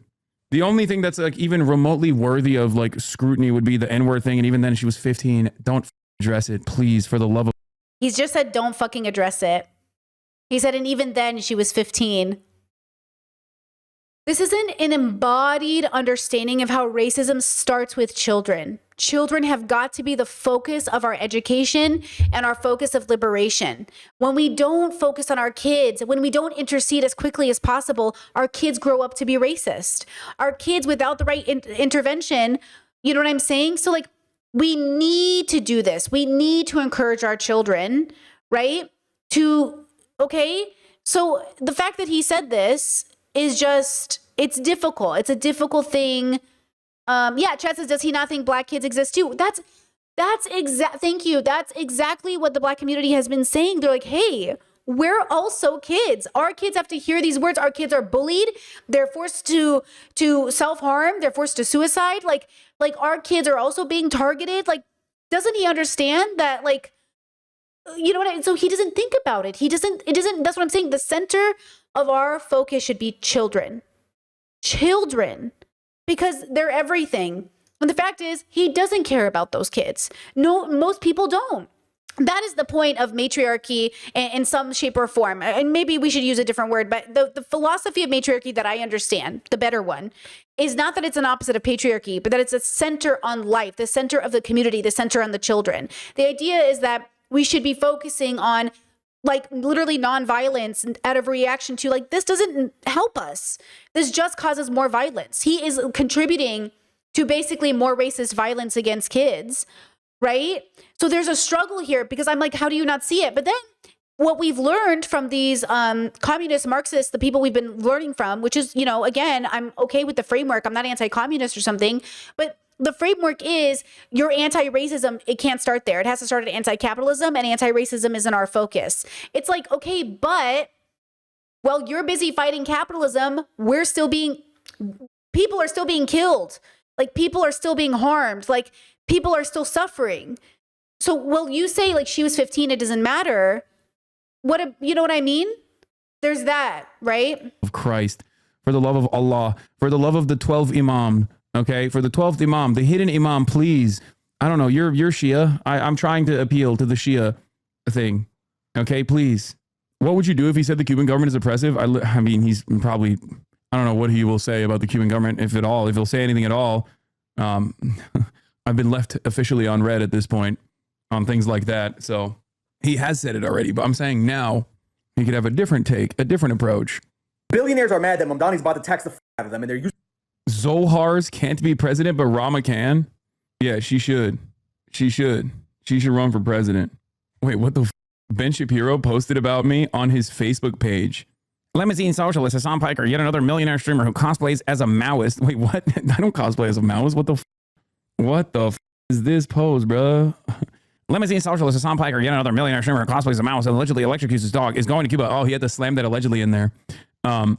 I hope he has a good time. It may be his last chance to see Cuba before capitalism rescues it from its horrific poverty and suffering. I hope they keep him in prison so we can understand how all Cubans feel. What a freak. Yeah, right here. This video was posted Check 4 previous. weeks you ago. have to see this. This is how Zoran would answer. Please look at this. Zoran Mamdani is in big trouble because he is no longer recognized as the only leader of New York. Dude, what the we've seen this already. This is so... The Kuomintang. The Kuomintang are right. This is so dumb. There was a discussion about Zoran's views at Cuba at the DSA. DSA speaker at CUNY Cuba conference. Do you guys want me to, do I have to keep watching? Is there something else you want me to see? You said it gets worse. Hold on, let me see. Let me forward the Cuba stuff. DSA has older activists seem oblivious to how central DSA has been. Let me see. Why the that I'm going to be very sad about like how much poverty we've brought about the try to make it illegal into keeping Cuban. Piss you off though? There's a likelihood that you won't be able to stream. Don't worry about that. Able to do streams. Zoran's wife exposed for being a racist piece of shit. Hassan calls it Israeli propaganda lol. Actual brain dead.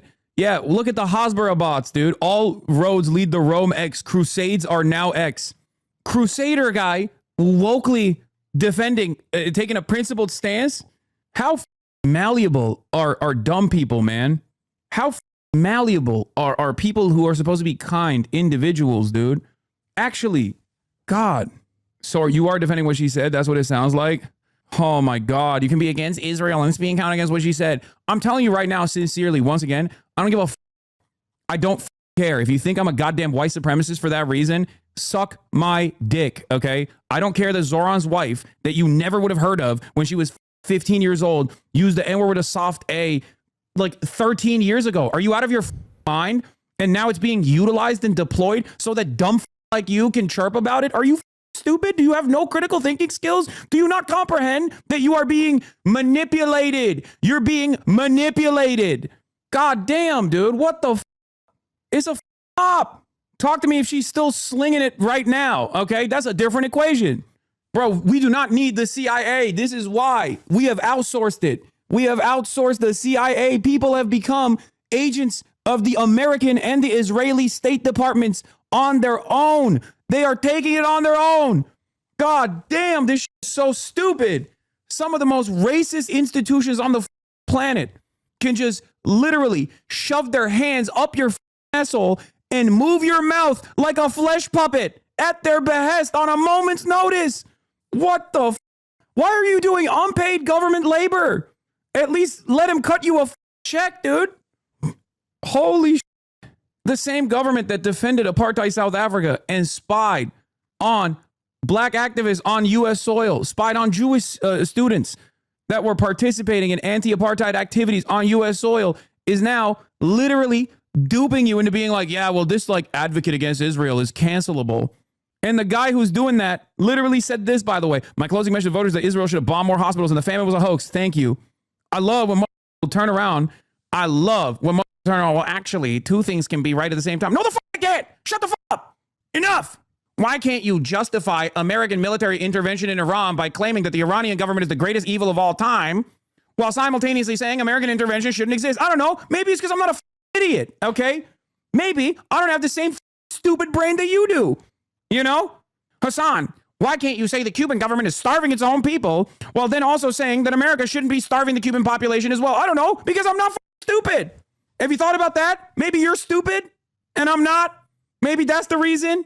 Maybe because I look at the institutions that are cynically advancing these goals for a very deliberate reason so that anyone who's ever stuck their neck out ever for any cause beyond their own selfish desires doesn't get ridiculed ritualistically on the timeline. Maybe that's the reason. Maybe you should stop being a pussy too. Have you thought about not being a selfish Amerifat for once in your life? No, you can't. You can't do that. And pussy too. God damn, dude. It's unbearable. Of course it's unacceptable to say the N-word, dumb fucks. But if there's a propaganda campaign that's being launched at the behest of the apartheid state to actively undermine public advocates for Palestinian emancipation, yeah, I'm gonna balance it a little bit. Okay, I'm gonna judge evenly. Which one is a worse crime, you think? Please, seriously, what is a worse crime? It's the same shit when people are like, oh my God, this person is being anti-Semitic. It's like, yeah, I know it's unacceptable, but like, can you lock in for once? Like, can you see what's going on? Please, Jesus Christ. Every single thing has to be couched. Every single thing has to be couched with a million different considerations. Like, you're talking about a child, bro. A child. God damn. Bro, a large majority of the online harassment you've received over the last 6 years has literally been because you think the N-word is bad. I know. America's starving Cuba and Gaza while bombing Iran and having its racist attack dog ethnic. Okay, we get it, right? And I get it too. And I think this is the dilemma. This is why I don't do politics, though.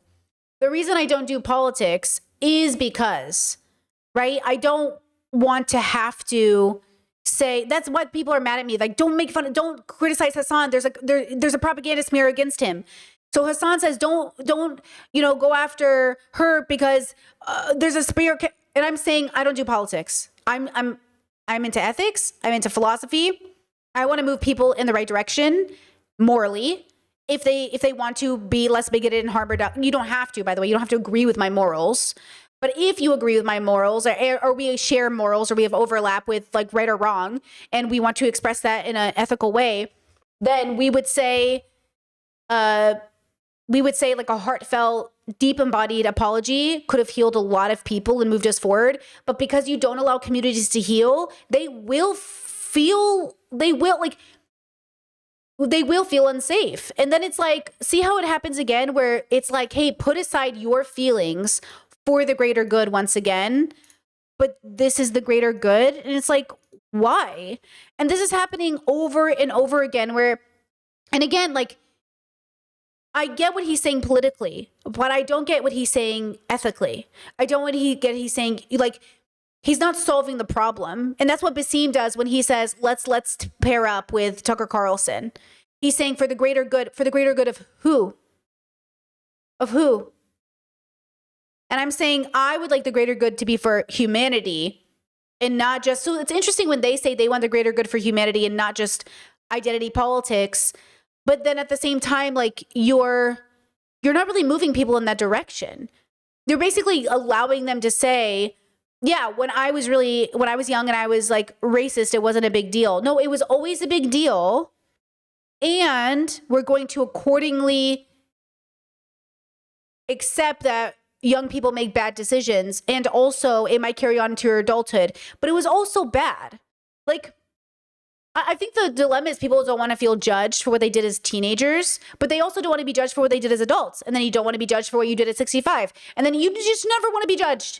And I'm saying, without condemning you, I have to, with discernment, say, I can't have you on my show. So now do you see why I definitely can't have Hassan on my show? How would the community, the black people in my community, would you feel comfortable with him coming on? Or would that not feel like a slap in the face to all the work we do here? And how am I supposed to protect the people in my community if I bring this man on, you know what I mean? Not to mention the women in my community, or you know what I mean? Like, I can't. Like, it feels like a slap in the face to everything we've been working on as a group. So no, he can't come on my show. You know what I mean? Like, he can't come on my show. I'm sorry. And so that's what it is. Chess says, hell no. And that's the point. That's why. So the other day when I said, like, I can't have Hassan on my show, he's like kind of dangerous. People are like, what does that fucking mean? Like, what does that mean? Well,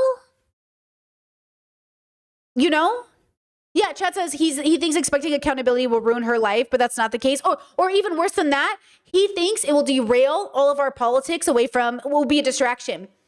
But all he has to say, I forgot her name again. Man, Rama. All Rama has to do is, her response was bad. I reject it. But all she had to do was say the community. This is the same complaint we have every time. Say the community's name. Say it with your chest. Don't give me a PR statement. And all she did was give us a PR statement. So reject. I reject you. Because no. Now, you want to talk about harm reduction voting. That's harm reduction politics. That's what Hasan is engaging in. This is harm reduction politics. So it's interesting that they're always talking about harm reduction politics is bad, but like, what is that? So in my mind, right? Now, let me turn this around once again and explain to you the news this week has been absolutely horrendous, okay? Absolutely horrendous, especially as it pertains to sex crimes against women and or men being unable to do anything but kill their wives, right? Men being arrested finally for engaging with minors. The community has to rally just to even get justice. You know what I'm saying? So when we have these conversations, remember, it's all connected. And it's why some of us are like, I don't know about this. I don't know about this particular way of showing up. And so again, for those, I saw a TikTok from a woman who said, I really think Hasan's going to run for office and he's gearing up for it. He might. He's definitely acting like a politician, let me tell you. That response to the N-word was the same thing as Gavin Newsom in my mind, responding to like trans people in sports, or Kamala Harris responding about trans people in sports.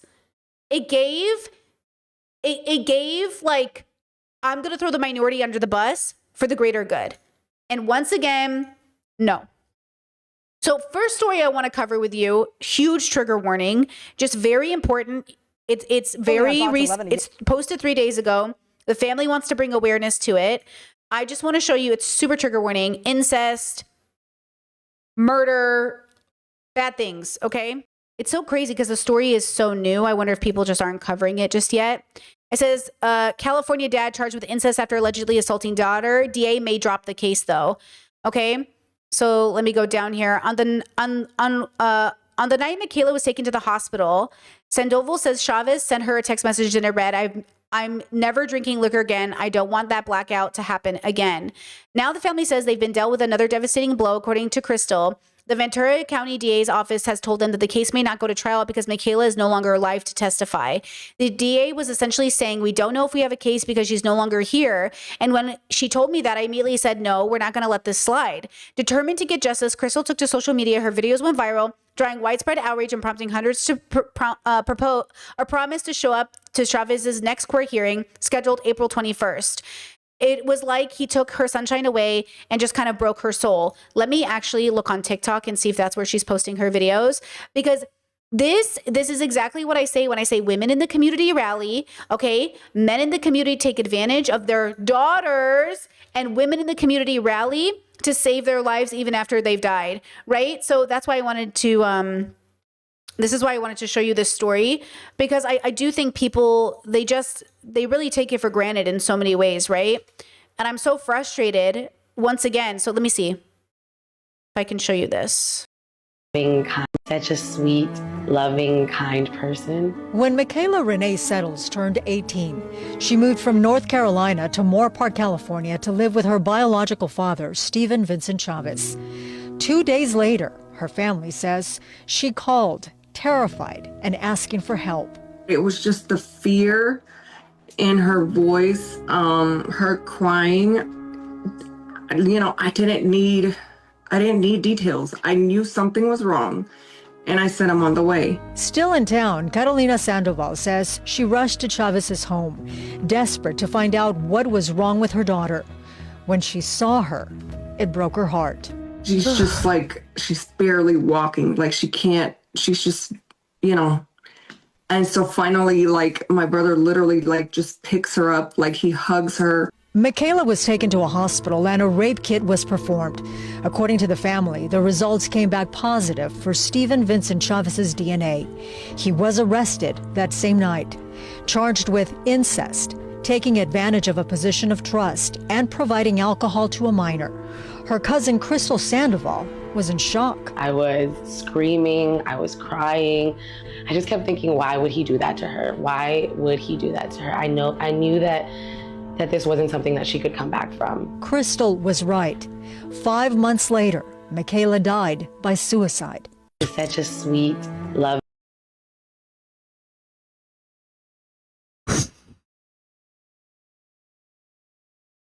Do you know what I'm saying? Be very careful when you ask people to, quote, put differences aside, because you don't know who you're putting differences aside with.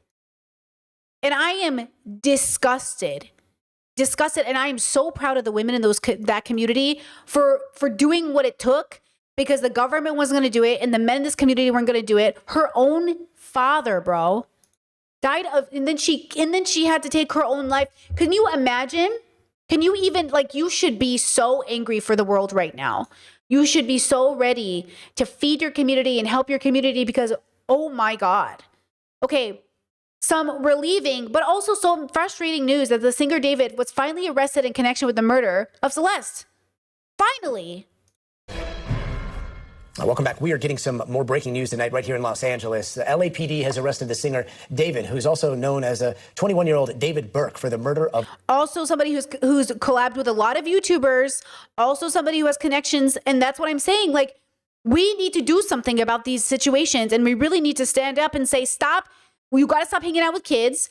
You've got to start protecting children. She was 14. You have to protect these kids. Celeste Rivas. Now, this is a major update in an investigation into the death of a 14-year-old whose decomposed body was found in the trunk of David's Tesla last September. Let's bring in NBC's Camila Bernal, who's been following this one for us. This is a huge update. And for everybody that's been following this case since the discovery of the body in David's Tesla, the big question has always been, why has he not been named a suspect? And today he's arrested. Yes, and I can't tell you why it took so long, but he was arrested today on suspicion of murder. He has not been charged. So this is going to be presented to the DA on Monday, so we might get some charges on Monday. And it's serious because obviously we know it's on suspicion of murder, so he might be charged with murder. We knew that they had done interviews. We knew there was a grand jury. We knew they had canvassed for video in the area, but they never arrested him, like you mentioned. And everybody sort of questioned this in terms of, yeah, she was in his Tesla. It was his car. Why is he not arrested quickly? And he wasn't. And we don't have an answer as to why, but we do know that he had been the focus of this investigation because of the relationship, because of his Tesla. And months and months later, we now have this arrest. And we're looking at some of that video right there. The body was found in that impound lot, but the car was found not in that impound lot. It was towed there after being parked somewhere in Los Angeles, right? Yeah, so they found her body in September, but authorities do believe that she was killed sometime in the spring. So her body had been in that trunk of the Tesla for a long time. It actually was discovered because it smelled so bad in that car and in that the tow yard. Someone essentially just walking by noticed a really horrible smell, and that's how authorities found her body. It had been decomposed. It was in horrible shape, and she was identified through forensics. You know, so it wasn't like they were able to get a lot of clues from the body. So that's probably also a reason why it took investigators so long, because it's hard to piece together that information when you have a body that has been sitting in the summer in Los Angeles in the frunk of a car for months and months and months. And so they were trying to obviously piece everything together. Hopefully we'll get more information, because all we knew was that they had some sort of relationship, but we don't know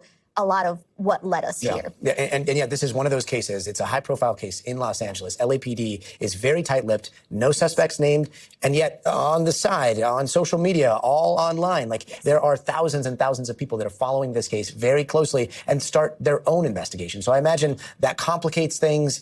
There's going to be some truth to some of what people have found. There's going to be some confusion. And hopefully we'll get those details on Monday, because if we have charging documents, we'll have some of the evidence that police are actually looking into. And we did get some information from sources, but you're right. LAPD was very tight-lipped in terms of what actually happened here. Yeah, hopefully some resolution soon. Devastating, just an absolutely devastating situation. And so, like, I say to you again, like, we have to understand that it's all connected. It is all connected, you know, and it's connected to even the fact that it was happening, even to the fact that, you know, we talk about celebrity culture. Why was a 14-year-old hanging around adults, and why did no adult in that situation do something? But even more than that, we need to, and I know capitalism won't let you. This is, okay, can I just say something that I know sounds so like, capitalism objectifies the artist to create a fandom so the fans think they have a closer or possible chance of being with the star, right? David utilized his situation of prominence to basically move in on somebody in the neighborhood, somebody he knew, or somebody who was a fan of him, right? To use his stage power to basically have people turn a blind eye to the fact that this 14-year-old girl was there, right? To basically like allow a circumstance to happen in which the lines were so blurred, nobody in their right mind said, hey, get the fuck out of here. What are you doing? Right? Okay. There's layers on this, right? This is happening in YouTube land as much as anywhere else because David also collabed with YouTubers, right? He did a lot of collaborations. They have people featured in his music videos. Like there's a lot there. It's the same thing as that parasociality that says, hey, make thirst cam traps of me, right? Like this is why I say of Hasan, stop encouraging your viewers, stop posting photos of you in a towel. Like now somebody asked me, why can't Hasan be a fuckboy and a political commentator? Because fuckboys are unethical. Fuck boys are basically rapists because fuck boys lie, often spread STIs, often get girls pregnant and abandon them. Fuck boys, the fuck boy aesthetic, whether you're a lesbian or a man, ends up breaking hearts. It's basically like sexual assault as with a good haircut. Do you know what I'm saying? So you have to be very careful with this idea of why can't he be both? Because being a fuck boy is unethical. It's bad. It's not good. That's why it's a red flag when someone looks like a fuck boy. Because usually fuckboys leave in a wake destruction. Okay? So again, like you have to be very careful about this idea of why can't they no, you might say, well, why can you be a sex worker and a politician? I don't think you can be an unethical sex worker and a politician in the sense that you can't be a leftist politician. So or a political commentator. So as an example, like I make adult content, but I'm an artist, 1, and 2, I make amazing art, and 3, I'm not a political commentator, and I'm not an activist. But if I was, I'd be a sex worker activist. If I was, I would advocate for the dismantling of patriarchy and uplifting of freedom for all sex workers. And I would also point out how sex workers are their own bubble. I probably wouldn't even be the best spokesperson for it. I'd probably get all my sex worker friends who are better and more eloquent and smarter than I am to also be involved, because the type of sex work I do is by definition sex work, but it's also more art adjacent, meaning it doesn't involve myself in the industry. I don't want to engage in the porn industry. I don't want to talk to patriarchal systems. I don't want to engage in I'm more from a nudist perspective versus like a capitalist sex worker perspective. Most of these OnlyFans girls who are the top earners are also capitalists. I'm not a capitalist OF girl. That's not my identity. My identity is nude artist, adult creator, but my focus is not the capitalism. My focus is the creation. That's why I posted a lot of my nude art for free all the time. That's why I don't go after people who share my OnlyFans stuff. Like, I don't care. Like, I'm all, you know what I mean? Like, at the end of the day, like, yeah, I'd like to make money from my work. And also, like, I'll find a way.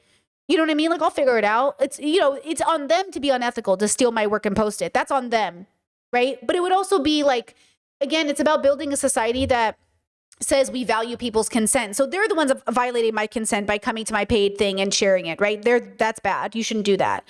And also, like, I have other things to focus on. You know what I mean? If you want to steal my nudes and post them on Reddit, I mean, it actually brings me more business. So joke's on you, I guess. I don't know. Who cares? The point is that I'm not a capitalist. So I'm not focusing on lying to people, pretending I'm their girlfriend. I don't even answer DMs on OF. Like, I answer DMs for like, hey, here's a tip. And I go, thank you for the tip. I even tell people in my OF DMs, like, hey, I don't have conversations with people. Okay? So like, you're not going to be able to pay your way into having a conversation with me. Right? These are ways that I would show up as. So Hasan can be an ethical sex worker and a political commentator, but he can't be a fuckboy and a leftist. He can't, at least not a progressive, intersectional, ethical leftist, right? So again, when we're having these conversations, and I think this is the problem, is that there is an allowance, because he's, quote, doing so much good, to allow him to get away with a lot of these things, because there's that whole TikTok I showed you yesterday about people saying like, oh, I really want to fuck him. Everybody wants to fuck him. And people who hate him, it's because they want to fuck him. This is the whole Myron Gaines problem. People always say Myron Gaines is gay. That's why he hates women. Myron Gaines just hates women. I think he's so mad he's straight that he wishes he was gay, but he's not. He hates women. He's a misogynist. Men don't have to be gay to hate women. You have to be very careful about this rhetoric, because what you're doing again is you're taking away the agency from these men to say like, this is sexism or misogyny. You are engaging in a level of entitlement and you're encouraging it, right? So Hasan doing his, was it GQ? He did the bathtub picture. You know what I mean? That's crazy, right? Chet says calling Hasan a fuckboy with zero evidence is absolutely wild. I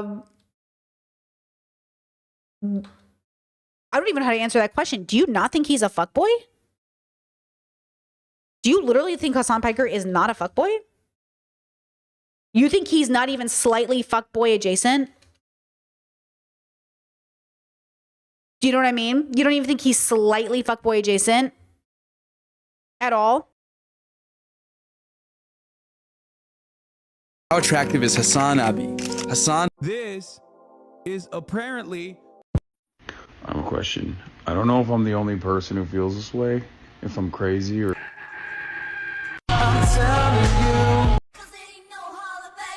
Your fantasy. You don't like eating pussy? Wait, that's wild. I love eating pussy. I hate dressing up, so undressing after wearing a suit is so freeing. Yeah. Your favorite daddy. Favorite streamer. Been a good girl. Get gifted a sub too if you're lucky. There's a 3-minute ad break now. That's why I'm saying I'm going to be authoritarian, okay? I'm going to be authoritarian right now. Let me tell you something. I am going to in an authoritarian manner, I'm going to force free healthcare on you. I'm going to force free healthcare. That's sweet, sweet free healthcare on you. Today we're going to be rating popular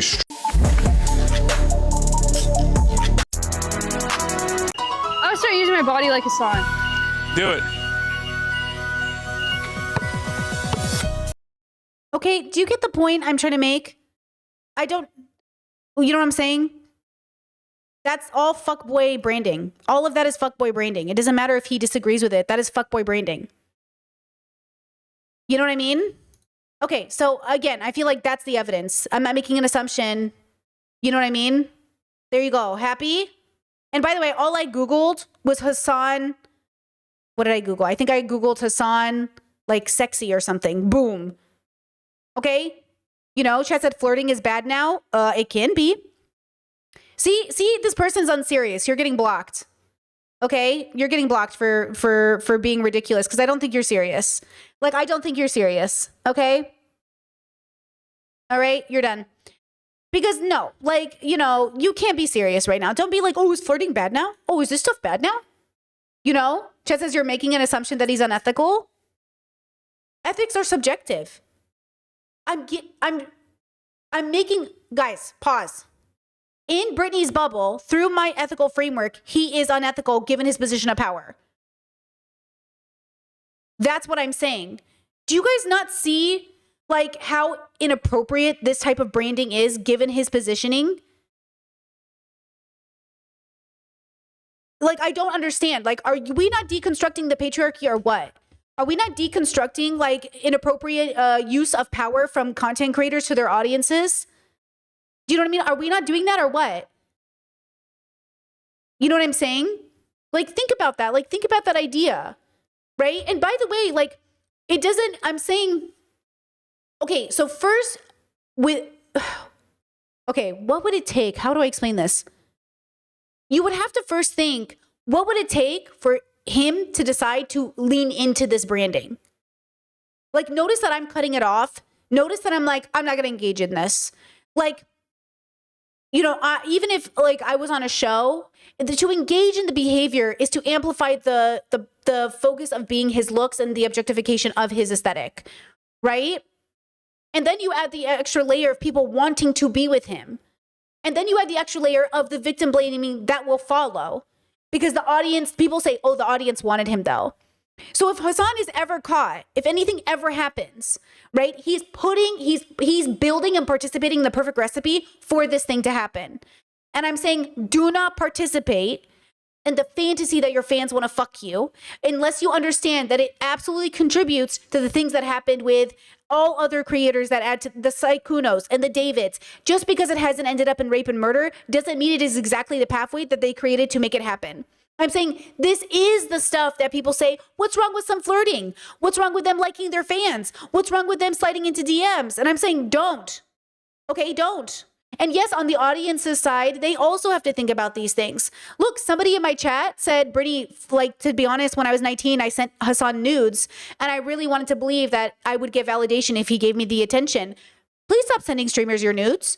And also, Hassan is encouraging that by making this kind of content. And I'm saying, stop.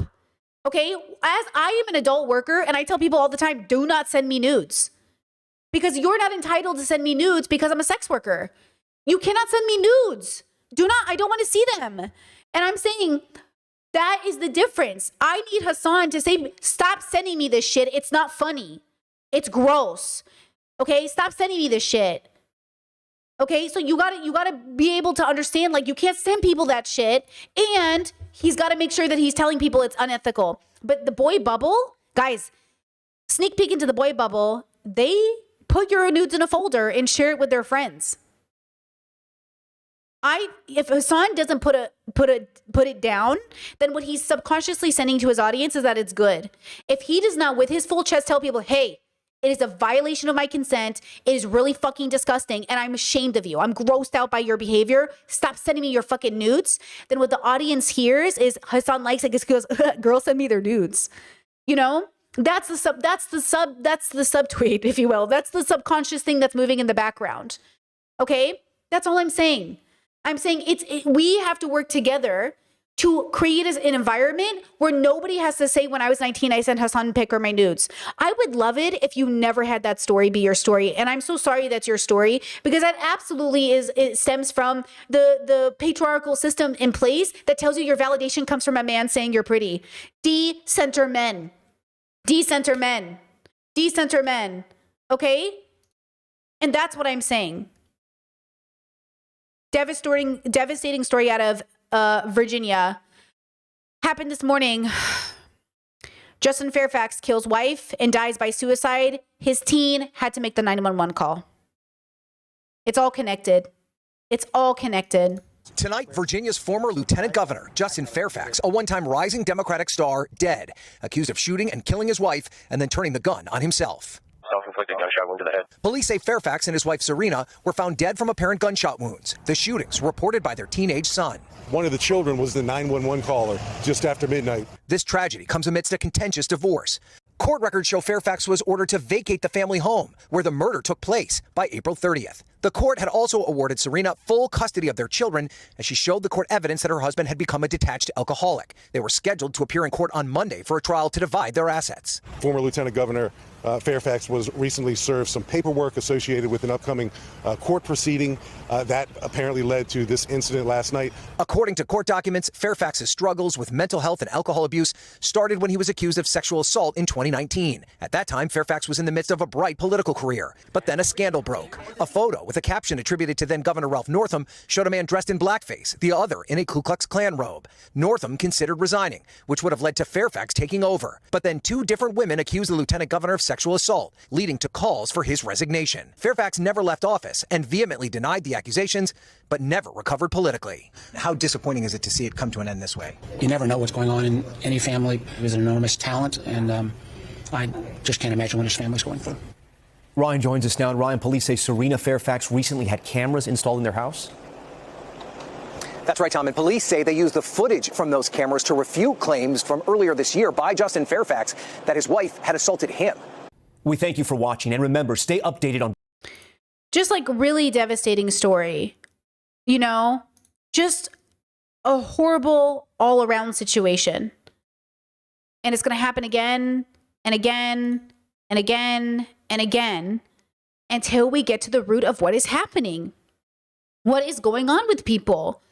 Why do we hear story after story after story? And by the way, we're not done. Another devastating story is coming out. Family of influencer who died with fiance in Zanzibar says it doesn't make any sense. Are you guys listening? This is a terrible story. I'm sick of seeing these stories. And again, I know you guys think, for the chatter who was blocked by my bots, thank you, that I'm just making up beef. I have some issues with Hassan. Guys, Hassan is just a man. With peace and love, accusing a woman of having a personal something with Hassan is Ethan Kleining. You are Ethan Kleining me right now, telling Taylor Lorenz Hassan will never fuck you. Hassan is just a man. And I have rightfully defended Hassan when he deserved it. And I've rightfully called him out based off of my ethics. Guys, if you don't want to know about my ethical position, why are you watching me?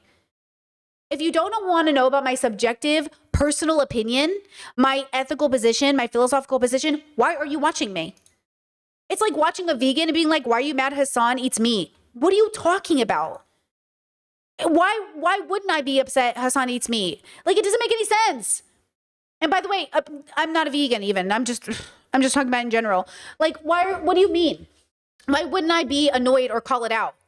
You're acting like, sometimes I think viewers genuinely, even the good faith ones, don't understand you are watching a person for their opinions. I am not a journalist. I'm here to give opinions, right? So if you don't want Brittany's opinion, her perspective on this position or on this situation, why are you watching me? Just like you watch Hassan for his opinion. If you watch Hassan for the news, you're watching Hassan, the news filtered through Hassan. You don't have to watch Hassan for the news. What you really mean to say is I'm watching Hassan talk about the news because I want his opinion moved it. Like, me too. I love watching people talk about the news. But if I just wanted to watch the news, I would watch the news, which is different. Right? From New Jersey, they want answers after authorities in East Africa announced Ashley Robinson died in Zanzibar this past weekend. The 31-year-old was there with her fiance. Police say she was found unconscious in her luxury villa and later was pronounced dead at a hospital. Jerika Duncan spoke to Robinson's parents in their very first network interview. Jerika, good morning. Yeah, good morning to you. Ashley Robinson, according to her family, was a light. She's the oldest of 6. She loved traveling the world. And they told me that they're very confused, honestly, by the lack of transparency about the investigation and the lack of communication from Robinson's fiance. For influencer Ashley Robinson, known to tens of thousands of her followers as Ashley Janae, a birthday trip to a tropical paradise was supposed to be the pinnacle of a lifestyle built on travel and exploration. It was here on the East African island of Zanzibar where her boyfriend Joe McCann dropped to one knee. On Monday, we spoke to Robinson's parents. We both have had FaceTime conversations with her. She was showing us the engagement ring and where they were. She was happy. It doesn't make any sense. In the middle of celebrating her engagement to McCann, just days after her 31st birthday, police say Robinson was rushed to a local hospital after she was found unconscious and was later pronounced dead. We found out that our daughter had passed from the hotel. The fiancé did not reach out to us at all. Robinson's mother told another news outlet the couple had an argument so severe that hotel staff moved them into separate rooms. Investigators in Zanzibar announced Tuesday that McCann is being held for questioning. Authorities have also seized his passport pending the results of an autopsy. Do you believe that Joe McCann had something to do with your daughter's death?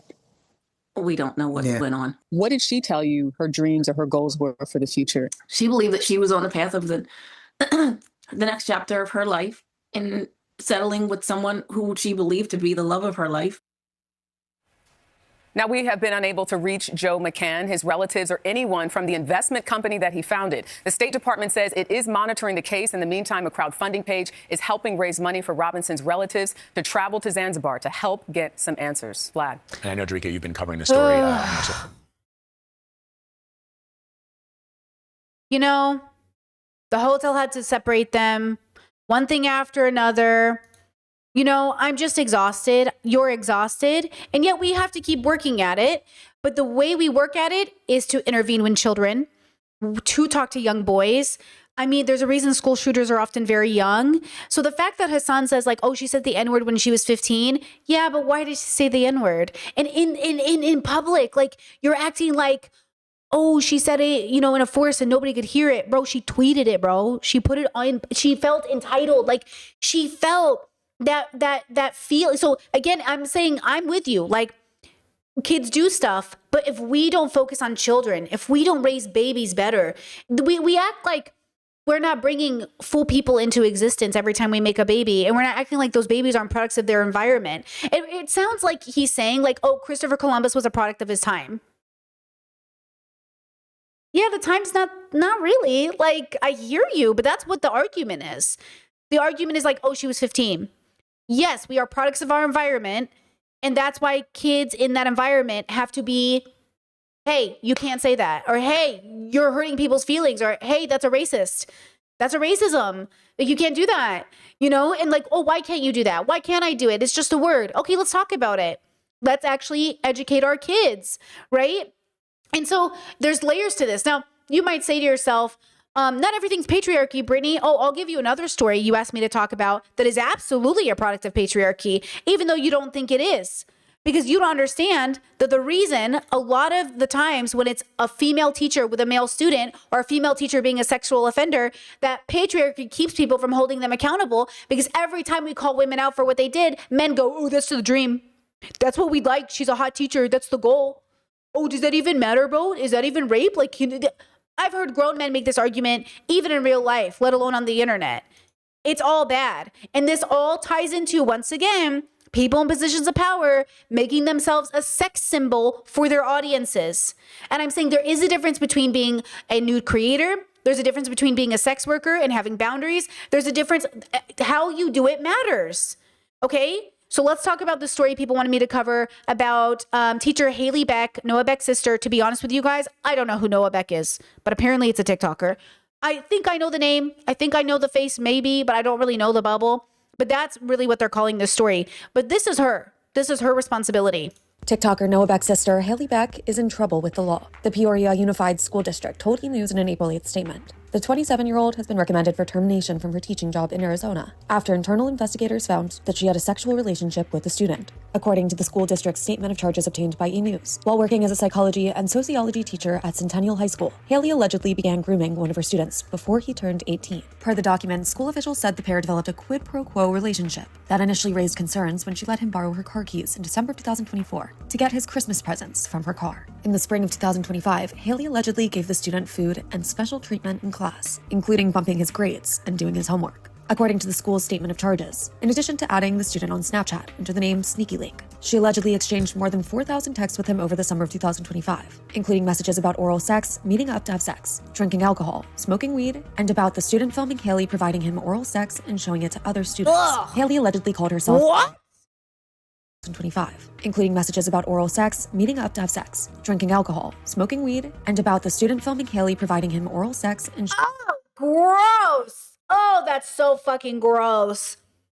Holy fuck, that's so gross. What the fuck? I did not know that. Oh my God. Showing it to other students. Haley allegedly called herself a sugar mama and him a sugar baby, sending him a total of $630 on Apple Pay. The Title IX decision maker wrote in the school document, since grooming did occur, any sexual conduct after the date of consent is unwelcome. Within the teacher-student relationship, the behavior is also severe, pervasive, and objectively offensive. In the text messages, there were sexually charged conversations and admission of sexual behaviors between students and teachers are severe and objectively offensive. The superintendent recommended dismissal, and the governing board adopted a statement of charges to fire Haley on March 26th. The school said in a statement to E! The matter is currently pending before the State Board of Education. Meanwhile, Haley's lawyer, Matthew Long, denied she committed any crimes, saying, Ms. Beck respects the criminal justice process and looks forward to the conclusion of the investigation, which will reveal she committed no crimes. Like any individual subject to investigation, Ms. Beck is entitled to due process. We are confident that a complete review of the facts will confirm her innocence. The district said in an April 8th statement to E! News. After review of the investigators' findings, the decision maker found that Ms. Beck groomed a student, which resulted in her having a sexual relationship with that student, and therefore recommended her termination. Police have sent their findings to the Maricopa County Attorney's Office to determine if criminal charges are supported, according to the school. E! News has been unable to find contact information for Haley to see comment. Disgusting, bro. Oh, man. I didn't know it was that bad. What do you mean not guilty? What does that even mean? What? Yeah, chat says this society has an integrity crisis. We really do, girls. We really do. Oh, my God. Oh, I feel like I got to sit with that one. Gross. You know, I tell you guys, in my high school, we had two teachers. And I'll tell you, one of the reasons I'm not talking to my parents right now is because when they hear stories like this, they go, well, the kids are kind of 50% wrong too. I love my parents, but I can't. Every time, conservatives love to talk about protecting kids, but every time the kids come forward with stories, they go, well, you were a teenager. You knew better. No. You know who knew better? The teacher. You know who should have known better? The adult. That's what I'm saying. Like, I love people and I love humans and I love the world, but y'all are too fucking loosey-goosey on predators, bro. You're too casually accepting of these fuckboys. You are so casually letting things slide, and I'm so sick of it. I'm so tired. It's coming at the expense of literal children, literal kids. I'm so tired. No, absolutely not. And I think that brings to a closure my exact point that I'm trying to make. Time and time again, you tell vulnerable communities, trust us this time. This time you can trust us. Okay, how about no? For once, no. No, we've done this every time, every single fucking time. No, this time, absolutely not. Okay? No. And I get it. Like, now again, I'm not going to assume the worst of you, but based off the data, no. And that's the thing. Stop accusing me of saying I said things about Hassan that were not true. And stop pretending like I didn't just show you the data in the stream, that there is a red flag here, whether you like it or not. This whole week has been examples of red flags. For everybody in this community that is way too loosey-goosey about I want to fuck Hassan memes. You do not understand how this plays into powers of structure that are exactly this problem. Okay? Because I bet that was a part of this process, okay? And I have, by the way, teachers. I have people in my life that are teachers, mostly, actually all of them are women, of course, and they say that if they get any indication that a student even has a crush on them, they change tactics right away, because as the adult in the room, they have to. As the adult in the room, it is normal for kids to go through crushes for adults, but it is your job to say absolutely not. No, okay? It is my job as a content creator that if I get any indication that I'm dealing with like a fan, I go, hey, absolutely not. Okay? Do not make thirst traps of me. I do not want to see a single TikTok on YouTube that's like, oh, I shaved my body just in case. Absolutely not. Take that down. Take it down. And I know people are like, oh, nobody would ever do that, Brittany. You're ugly. Okay, please focus, keep the misogyny and sexism to a minimum here. But that's what I'm trying to say. Stop, take it down. Now, if I was, caveat, if I was a full-time capitalistic sex worker, obviously I would want you to say those things about me. But please know I am not. I hope in my job of doing nude work, I hope I never receive a DM telling me I'm pretty ever. Just know that every time I get those comments, it makes me never want to post. I'm not posting for your validation. I'm creating art. I don't need it. I know it's good because I look back on it and say, that's a fire picture. I made a really good shoot that day. I don't need your validation. And that's the difference. Okay? I don't want your validation. I know I'm cute. I know. I posted it. Like, also, I get that we are a validation-seeking society. So you know what validation I do need? That I did my due diligence. That I have a good argument. That you guys agree. Did I see that correctly? Did I read that tweet correctly? Like, I'm seeking validation to make sure that I am being held accountable within my values. Guys, does that make sense? You know, when I ask you questions, I'm really asking you because I need the feedback. But I don't need you to tell me I'm pretty. I don't need you to be like, oh no, you're perfect the way you are. Now, if you of your own good graces want to be a girly gay, they, them, he, him, who's just like, oh my God, girl, love the hair today. Thank you. Thank you. I want to hear that too. Hey, I love the earrings. Hey, I love that top. Hey, you really look pretty today. Thank you. Because that's just a wholesome exchanging of compliment. That's not like, oh, Brittany, you're not actually interested in me. I know that. I can hear it in the way you compliment me. And then the dilemma is, once again, when you engage in a belief that any criticism of somebody is because you actually just want to fuck them, you're engaging in absolute misogyny. So stop saying that about people. Be serious. Be serious about your observations because real people's lives are on the line. Like, real people's lives are on the line. Real people. Real children are watching you.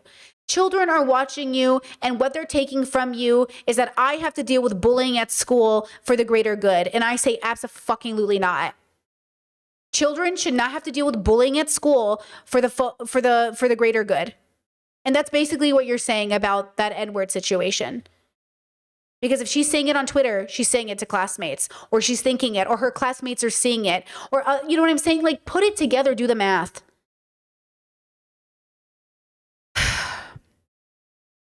Chad says, by the way, nice hair today. Thanks.